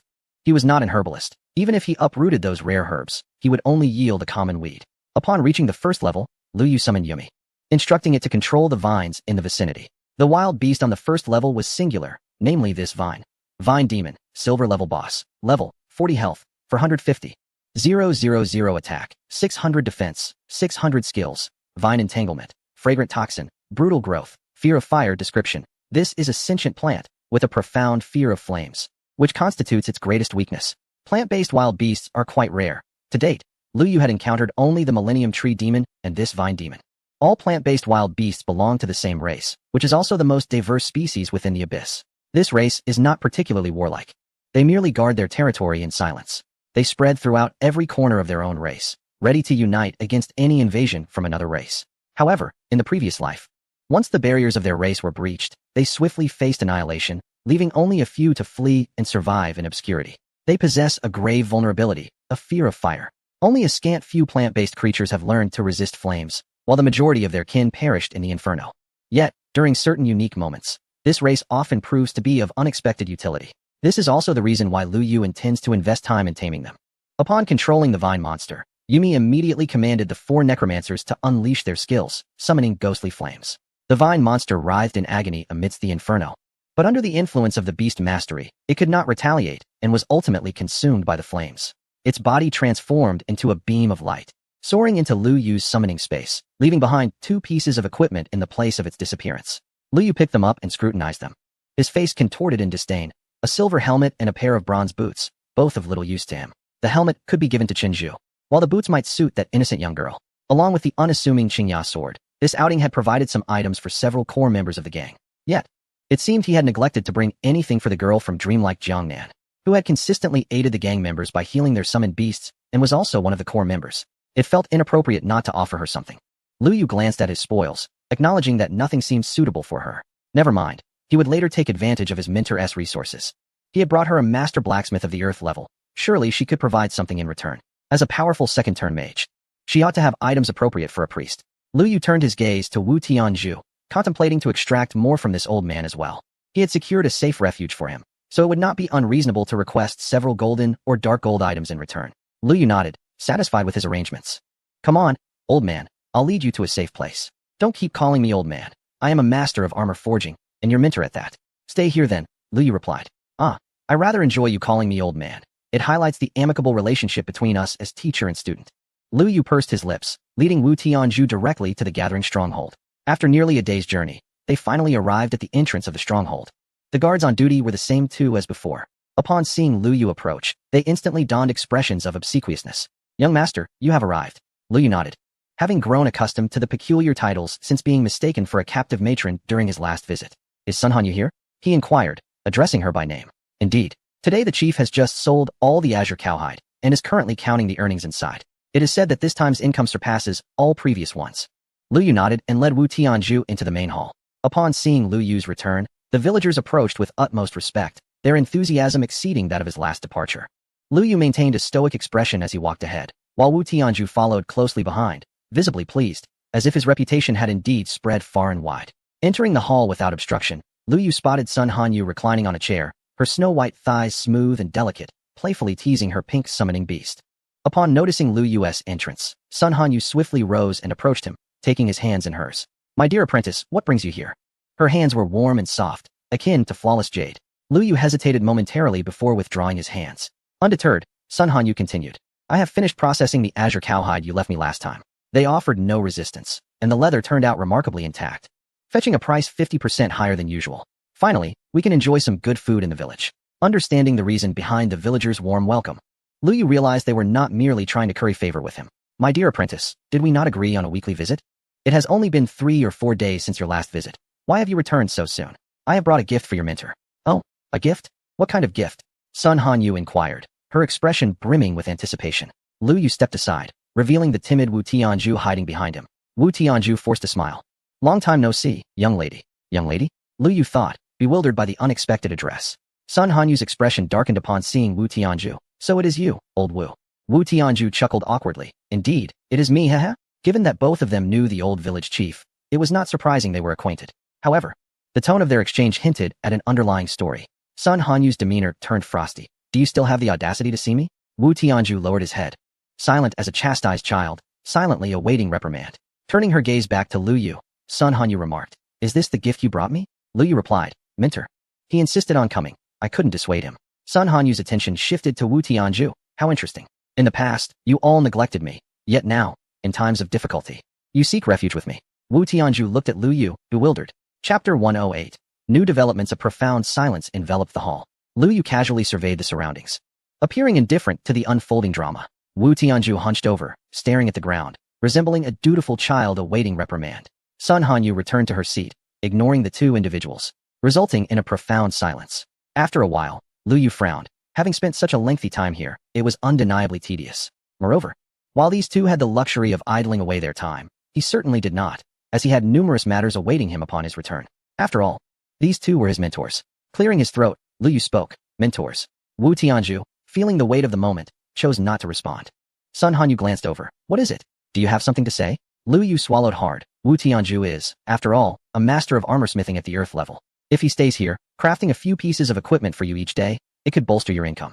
Wu Tianju nodded vigorously, hearing Lu Yu's words. Sun Hanyu's expression softened slightly. She turned to Wu Tianju. If you craft one piece of equipment of dark gold quality for the village each day, with the materials coming from you, I shall permit you to remain here. I have to provide the materials? Wu Tianju's face reflected his grievance. Crafting equipment of dark gold quality was not inherently difficult. However, gathering the requisite materials was indeed a challenge. His current stock was already limited, and the thought of additional expenditure was disheartening. Otherwise, you may leave. Upon noticing Wu Tianju's hesitation, Sun Hanyu's demeanor shifted dramatically. I'll do it. I'll do it. Wu Tianju quickly acquiesced, realizing that as long as he could stay in the gathering village, he would be willing to supply whatever was necessary. Seeing both parties come to an agreement, Lu Yu let out a sigh of relief. Otherwise, with his mentor's erratic living situation, there would be no straightforward path for his own progress. With Sun Hanyu's support, Lu Yu felt considerably more at ease. Though the gathering village might be impoverished, its strength was commendable, boasting a second-tier summoner at its helm, making it superior to most other villages at this stage. Sun Hanyu was also familiar with Wu Tianju. Despite her apparent animosity towards him, had it truly been so, he would not have been permitted to remain in her presence. Sun Hanyu then addressed Lu Yu. Is there anything else? Are you dismissing me already? Wasn't our first encounter marked by hand-holding? Lu Yu hesitated. He had initially intended to exchange Wu Tianju for a piece of equipment suitable for a priest, but this unexpected turn of events had thwarted his plans. Now, bringing up the matter of equipment again would likely provoke Sun Hanyu's ire. Nothing else? Then what are you still doing here? Am I truly being dismissed? Well, it's about time to leave. Sun Hanyu's rising temper created an atmosphere that Lu Yu found somewhat disconcerting. Then I shall take my leave, mentor. With that, Lu Yu turned to exit the hall. Wait a moment. Lu Yu halted, pivoting back. Is there anything else, mentor? Remember to come back in a couple of days. The green-skinned bull will soon respawn. Understood. I will be there at the earliest opportunity. Lu Yu turned to leave once more. Wait a moment. He turned back again. Your contribution was significant in the sale of the azure cowhide last time. What would you like in return? I do not seek recompense for assisting my mentor, he replied. Sun Hanyu nodded in approval. However, if the mentor declines, others may perceive him as stingy, and I do not wish for you to bear such a tarnished reputation. If he is willing to part with a piece of equipment suitable for a priest, that would be splendid. Sun Hanyu inquired. What do you need priest equipment for? To gift it to someone. To gift it? Have you taken a liking to some young lady? Lu Yu briefly explained his intention to establish a guild. Sun Hanyu nodded. So you are the one behind the guild creation. Since you desire priest equipment, she turned to Wu Tianju, provide him with a piece. Me? Wu Tianju appeared bewildered. Did you not just say you would reward him? How did this suddenly fall upon me? What, unwilling to give? Of course I will. Wu Tianju hastily nodded and rummaged through his belongings, retrieving a bronze robe. Just as he was about to hand it to Lu Yu, Sun Hanyu interjected. Choose something of better quality. A respectable master blacksmith should not resort to bronze trinkets. Wu Tianju awkwardly withdrew his hand, muttering softly. But I already gave him 2 golden pieces. He received 2 golden pieces from you? Sun Hanyu asked Lu Yu. Lu Yu nodded. It was a token of apprenticeship. A token of apprenticeship?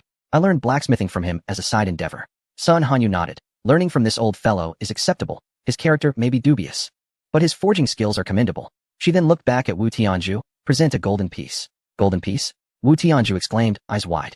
Sun Hanyu glared at him, prompting him to hurriedly return the silver piece to his inventory and reluctantly produce a golden cloak, which he handed to Lu Yu with great reluctance. Lu Yu inspected the cloak briefly. It boasted substantial spell power and healing effects, along with a shield-type skill that would greatly enhance a priest's survivability. It could be considered a small yet exquisite piece of priest equipment among the golden items. This old fellow, who appeared to be completely depleted on the mountain, actually had such a wealth of stock hidden away. Ignoring Wu Tianju's look of anguish, Lu Yu snatched the cloak from his grasp. Unexpectedly, The equipment for Ru Ming Jiangnan had escalated to the level of golden quality. Nevertheless, since that young lady had been diligently healing the guild's summoned beasts, she deserved a better piece of equipment. Lu Yu stowed the gear in his backpack. Mentor, I shall take my leave now. Off you go. Sun Hanyu waved her hand. Lu Yu did not linger and exited the main stronghold, heading straight for Lingfeng City. The affairs concerning the Yuming clan were just beginning. He needed to investigate whether Zhu Xiaochuan and Xing Tian had indeed engaged in transactions with them and what those transactions entailed. Directly inquiring with those two individuals, given the current relationship with Aoshi, would undoubtedly be futile. Even if the truth of the abyss were revealed, it is likely no one would believe it. The investigation must commence from Aoshi's recent actions. Lu Yu is almost certain that the two have engaged in a transaction with the Underworld clan, otherwise, based on the Underworld clan's nature, they would not have casually bestowed two hidden professions. It seems prudent to wait until returning to the city to discuss further. After nearly 2 days of relentless travel, during which he missed a re-examination from Chenju, Lu Yu felt a pang of guilt. It was time to log off and rest. The abyss has yet to descend, and the game remains somewhat illusory, lacking the authenticity of the outside world. Stopping in his tracks, Lu Yu summoned his familiar for protection, intending to log off. Suddenly, a message from Wushi Wuzheng arrived. Boss, Aoshi has made new moves. Chapter 109. Could it be that matter? It is amusing how quickly people can forget. Lu Yu had been contemplating how to glean the Underworld clan's plans from Aoshi, and now those individuals were becoming active. He halted his exit from the game and swiftly replied to Wushi Wuzheng. What new developments? They are attempting to acquire a guild establishment order. Once again, the guild establishment order, ever since Lu Yu founded the Lord of the Abyss. Nearly all major factions have devoted their energies to obtaining this order. This is quite normal. Should Lu Yu's faction reach level 2, the number of recruits would significantly increase, leaving only a few elite among the solo players. Have they discovered an easily toppled boss? Not quite. They received a quest from the city lord, with the reward being the guild establishment order. A quest from the city lord? Lu Yu frowned. This matter seems unrelated to the Underworld clan. Although Song Qingyan is stubborn and conservative, his stance towards foreign clans remains resolute. Otherwise, he would not have become the lord of a level 2 main city. What is happening? Please elaborate. During the past 2 days away from Lingfeng City, Lu Yu remained oblivious to the happenings within the city. How has Aoshi become entwined with the city lord again? In his past life, he did not recall being able to complete the city lord's quest to obtain a guild establishment order. After a moment of silence, Wushi Wuzheng sent a flurry of messages. Shortly after Lu Yu departed from Lingfeng City, the news spread across various guilds. With Qing Jiu absent, the factions allied with him were left without assistance, while those at odds with him would not be targeted. This presented the perfect opportunity to strategize against a boss and secure the guild establishment order. Aoshi's alliance swiftly identified an easily conquerable boss and clandestinely initiated their assault. However, such large-scale mobilizations, no matter how discreet, would inevitably be detected. Particularly, the Mad Dragon, which had previously lost a boss to Aoshi, was quick to sense something amiss. The overall strength of the Mad Dragon is slightly inferior to that of the Proud World. Upon discovering the actions of Proud World, they promptly chose to announce it on the public channel. Various guilds gathered once again to witness the boss battle of the Proud World Alliance. However, having learned from the previous experience, upon seeing members of other factions, both Proud World and Xing Tian swiftly abandoned the boss and opted to encircle it alongside the other guilds. The other guild leaders were momentarily taken aback by Xing Tian's decisive retreat, and the situation descended into an inexplicable awkwardness. The boss remained motionless in its territory, while the encircling players exchanged perplexed glances. Stalemating in such a manner was certainly unfeasible. Ultimately, several guild leaders stepped forward to establish a gentleman's agreement. Each guild would contribute 300 members to jointly tackle the boss, with the guild that inflicts the most damage granted the first choice of the loot. This arrangement not only resolved the conflict, but also prevented any free riding. All guilds consented to this agreement, and the boss raid commenced. Initially, every guild exerted themselves vigorously, striving to achieve the highest output.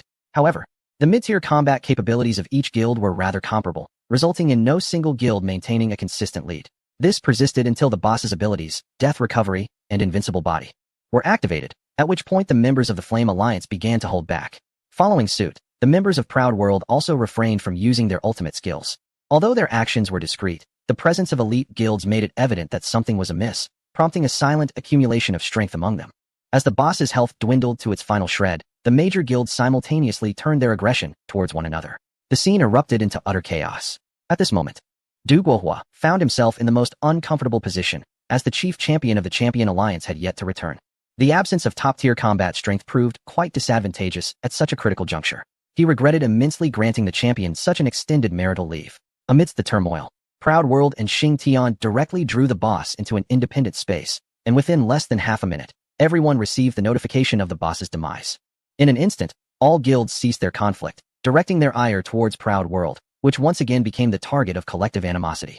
Just as the battle was on the verge of erupting, Xing Tian emerged from the independent space and, in full view of all, emptied his backpack. To the disappointment of everyone, it contained no guild establishment orders. While a wave of disheartenment swept through the crowd, there was also a collective sigh of relief. Since there were no guild establishment orders, there was no need to continue the dispute. After a brief exchange among the guild leaders, they resolved to adhere to the initial gentleman's agreement and divvy up the spoils of the boss in order of priority. The earlier underhanded tactics and chaotic skirmish seemed to vanish without a trace. The system reported that Proud World had achieved the highest output, allowing them to select first. Xing Tian made a decisive choice, selecting a silver token without hesitation. This token had been examined by everyone before and was confirmed not to be a faction-founding token. It bore the inscription summons. The others were unaware of how to utilize this token, and their expectations diminished accordingly. However, Xing Tian disregarded the other equipment and directly chose the summons, which stirred a mixture of anticipation and anxiety among the others. Yet, since they had all agreed to allow him the privilege of first selection, and the token was not a faction-founding token, they remained silent. Little did they know, this token was a summons task issued by Song Qing'an, the Lord of Lingfeng City. Upon activation, Xing Tian received an exclusive quest, the reward of which was unexpectedly a faction-founding token. This revelation left the other factions in deep regret, for this exclusive quest could only be fulfilled by Xing Tian, leaving the others to watch helplessly. Adhering to the principle of if I cannot have it, neither shall others, various factions dispatched individuals to guard the 4 city gates of Lingfeng City. Should Xing Tian dare to venture outside, he would be sent back to the spring water. As long as they waited for the task's time limit to expire, Xing Tian would be unable to complete the quest, and thus would not obtain the faction-founding token. Lu Yu, having absorbed the news of the conflict-free realm, smacked his lips in contemplation. Upon seeing the summons, he had an inkling of what it entailed. In essence, the summons indicated that the main city was confronted with a challenging dilemma that it could not resolve alone, hence the call for players to assist in completing the task. Such quests typically presented a considerable level of difficulty, but offered equally generous rewards, even allowing for negotiations with the task issuer. The reward of the faction-founding token was likely the result of negotiations between Xing Tian and Song Qing'an. Lu Yu inquired, "Do you know what Xing Tian's task is?" The response from the conflict-free realm was a resigned expression. "Boss, that task is said to be known only to Xing Tian. He hasn't even informed Xiao Chuan." Lu Yu's mind raced as he pondered the challenges Lingfeng City faced during this period in his previous life. Given that it was still the early stages of the game, player strength was significantly inferior to that of NPCs. The situation had to be urgent yet within the player's capacity to handle. Suddenly, a realization struck Lu Yu. Could it be that particular event? Chapter 110. The request from Huan Bureau. Lu Yu swiftly confirmed the timeline and the current circumstances in his mind. Yes, he was almost certain. If it was indeed that event, it made sense why Xing Tian had been staying within Lingfeng City without rushing to undertake the task. Until the time was right, haste would be futile. Nevertheless, Lu Yu found himself greatly impressed by the conflict-free realm. Previously, the intelligence regarding the Silver Silk Cicada boss was widely known, and it was not particularly remarkable that he could acquire it. However, now this individual had even obtained such confidential information from the Aoshi Alliance. The Abyss Lord was not merely an established faction with deep-rooted connections, entwined with each other and harboring insiders among their ranks. Within the realm of the Abyss Lord, the presence of undercover members from rival factions within one's own guild remained shrouded in mystery, their identities unknown, let alone the prospect of infiltrating other guilds. The enigmatic figure known as Unworldly must have relied on personal connections to unearth such intelligence. After all, to the majority of independent players, the unfolding events may merely appear as a skirmish among a handful of elite guilds, followed by an inexplicable increase in the number of individuals loitering around Lingfeng City's 4 gates. The ordinary players remain utterly oblivious to the circumstances surrounding these guild conflicts and the surge of newcomers at the gates. Lu Yu pondered, somewhat perplexed, about Unworldly's unwavering loyalty to him. He glanced at the Qingya sword nestled within his backpack, a humble bronze artifact that seemed rather lackluster. It was clear he needed to compensate Unworldly more generously in the future. He could not afford to lose such a steadfast companion. Lu Yu firmly believed that if he treated others sincerely, most would reciprocate with equal sincerity. He held similar sentiments towards the other members of his guild. Although the Abyss Lord currently comprised only 100 individuals, it was inevitable that some among them were spies from other factions. Nevertheless, Lu Yu was convinced that by genuinely caring for these individuals, he could eventually transform them into true allies. As for the few ungrateful and opportunistic scoundrels, he would not hesitate to deal with them harshly once they were identified. He wielded both the carrot and the stick. He showcased the attributes of the Qingya sword to Unworldly, who became visibly excited. Despite Lu Yu's possession of several silver and gold items, the prevailing equipment among mainstream players remained modest, consisting of plain and black iron gear. Bronze artifacts were still a rarity, owned by only a select few. After engaging in further conversation with Unworldly, Lu Yu closed the chat and sent a message to Chen Zhu, instructing him to log off and conduct a thorough review. After a period of darkness, the hatch slowly opened, and Lu Yu emerged from the gaming pod. His extended time within the game had accustomed his consciousness to the virtual realm, and returning to reality felt somewhat disorienting. He gradually stretched his body, slowly regaining control. Meanwhile, Chen Zhu's pod also began to open, revealing a doll-like face marked with a hint of confusion. After a considerable moment, he finally grasped that he had returned to reality. Brother Yu, if it weren't for this reality, I would almost believe that the game is the true existence, Chen Zhu remarked. Lu Yu furrowed his brow, poised to respond, but ultimately refrained from speaking, instead gently placing Chen Zhu onto the bed. The sensation Chen Zhu had described mirrored that of the majority on the eve of the Abyss's arrival. However, it was puzzling that, with nearly a year remaining until the anticipated descent, Chen Zhu was already experiencing such feelings. Could it be that the Abyss was set to arrive prematurely? Lu Yu shook his head. For now, only Chen Zhu seemed to harbor such sensations, while he himself did not. This indicated that the change was isolated to Chen Zhu alone. What changes has Chen Zhu undergone? Lu Yu gazed at Chen Zhu's legs. If there were to be any distinction between this fellow and his past life, it would undoubtedly be his legs. In the previous life, both he and Chen Zhu had plunged into the Abyss together, but as nameless juniors, they bore no malice towards one another. In this lifetime, however, Chen Zhu's efforts to save him resulted in his legs becoming paralyzed, marking the most significant difference. Is it due to his paralysis that he has become more reliant on the Abyss, creating a sense of inversion between the Abyss and reality? The doctor entered, wheeling Chen Zhu out of the ward, with Lu Yu closely following behind. Suddenly, a burly man clad in a black suit obstructed Lu Yu's path. Mr. Lu, our commander wishes to meet with you. Lu Yu's expression darkened. I must accompany my brother for an examination first. The man hesitated momentarily before stepping aside. Our commander will arrive in 10 minutes. We hope Mr. Lu can spare some time. Lu Yu remained silent and caught up with Chen Zhu's hospital bed. He was unfamiliar with the burly man and had no idea who the commander was. This was a hospital, and in such a public setting, even those of foreign descent would not dare to act violently. Chen Zhu was pushed into a room, and Lu Yu watched him through the glass. With his doll-like face, Chen Zhu flashed a wide grin at Lu Yu. This fellow is truly cheerful, Lu Yu mused. Suddenly, from the corner of his eye, Lu Yu noticed 3 individuals approaching him. Turning his head, he recognized a somewhat familiar face, Li Wei, the office director of the Huan Bureau. Lu Yu understood. He had a favorable impression of this individual, especially since he had assisted in covering the medical expenses, a kindness Lu Yu acknowledged. Lu Yu approached Li Wei, and they exchanged a brief handshake while 2 bodyguards stepped back. Hello, Mr. Lu. I hope you remember me, Li Wei began. Lu Yu nodded. Director Li, thank you for your assistance with the medical fees. It was our duty, Li Wei replied, getting straight to the point. Mr. Lu, I am pressed for time. I am here to request a favor. Please, go ahead. I hope you can help us issue a gang establishment order. Another gang establishment order. Mr. Lu, there are matters I cannot explain fully, but you know I am an official. This order is of great importance to us, and I sincerely hope you will agree to it. As for compensation, please state your terms. We will do our utmost to meet them. The urgency on Li Wei's face was unmistakable. Lu Yu frowned. The Huan Bureau had not been in a hurry to form a gang in his previous life. Why the haste in this one? I can attempt to assist you with the establishment order, but due to my professional constraints, the success rate may be quite low. As long as Mr. Lu is willing to help, we will be immensely grateful. May I ask what kind of compensation you seek? Lu Yu waved his hand.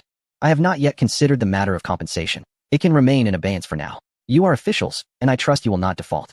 Then thank you immensely. Since that is the case, I shall take my leave, Li Wei declared, preparing to depart.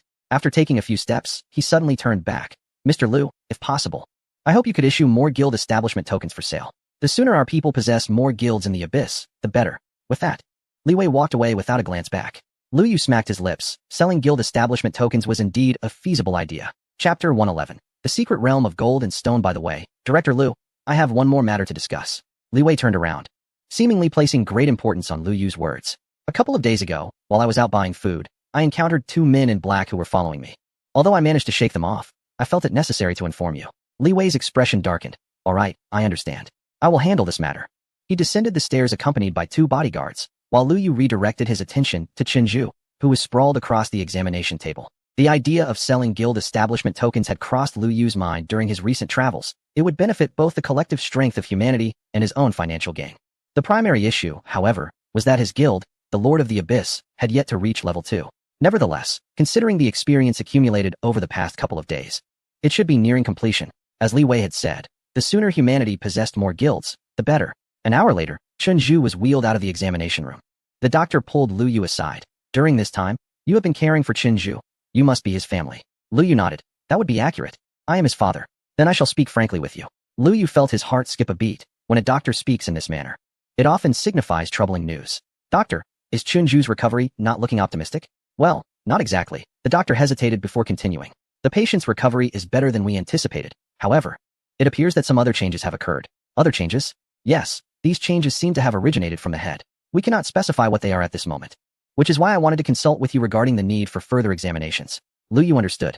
No need for further examinations. Once he has sufficiently recovered, we shall discharge him. As Lu Yu pushed Chunju's hospital bed towards the ward, the doctor hurriedly caught up. The patient has developed a new condition, which is serious. Although there are currently no obvious symptoms, failing to conduct a thorough examination could hinder the patient's recovery and potentially lead to more severe consequences. You may regret it later. If you are concerned about medical expenses, there is no need to worry. Chunju's condition is, as of now, a first occurrence globally. We can consider him as a new case study, which would allow for the reimbursement of most expenses, and currently, there are relevant departments covering Chunju's medical costs. Lu Yu paused. I will contemplate your words. However, at this moment, I hope my brother can find some rest. Very well, once you have made your decision. You may inform me directly. Lu Yu fell silent and wheeled Chunju back to the ward. Brother Yu, what did that doctor say? He mentioned that there is something amiss with your mind. After a brief meal, Chunju insisted on returning to the gaming pod. In reality, there was little left to occupy him. Thus, Lu Yu carried him back. Watching the door of Chunju's gaming pod slowly close, Lu Yu smiled faintly. The notion of a cerebral ailment was clearly a sign that Chunju was beginning his descent into the abyss. One could only wonder what fortuitous stroke of luck allowed this lad to enter the abyss ahead of time. The game abyss and the true abyss are two distinct concepts, akin to the difference between a counterfeit and the genuine article. Observing the indicators of Chunju's gaming pod functioning normally, Lu Yu returned to his own pod. He logged in. This time, Lu Yu's absence from the game was brief, and the location where he logged out had not undergone any significant changes. He summoned his beasts back and set off towards Qingling Mountain outside Lingfeng City. He had resolved to clear all the level 40 to 60 bosses outside Lingfeng City. It would be splendid if he could obtain the guild establishment decree. Even if not, it would still enrich his summoning space. The bosses near Lingfeng City were predominantly silver bosses of levels 40 and 50, with the presence of the skeletal general making them relatively easy to deal with. However, the likelihood of these bosses dropping the guild establishment decree was slim. Better than nothing, perhaps. Taking advantage of the time before Xing Tian's task commenced, he aimed to eliminate a few bosses swiftly. Once his task began, time would likely become scarce. Lu Yu glanced at the guild level. Level 1, 95. Just 5 more. And he could advance to level 2. If memory served, a level 2 guild could accommodate 1,000 members. Level 3 could hold 10,000. Level 4 could contain 100,000. And level 5 could support 200,000. Level 5 represented the pinnacle of guild advancement.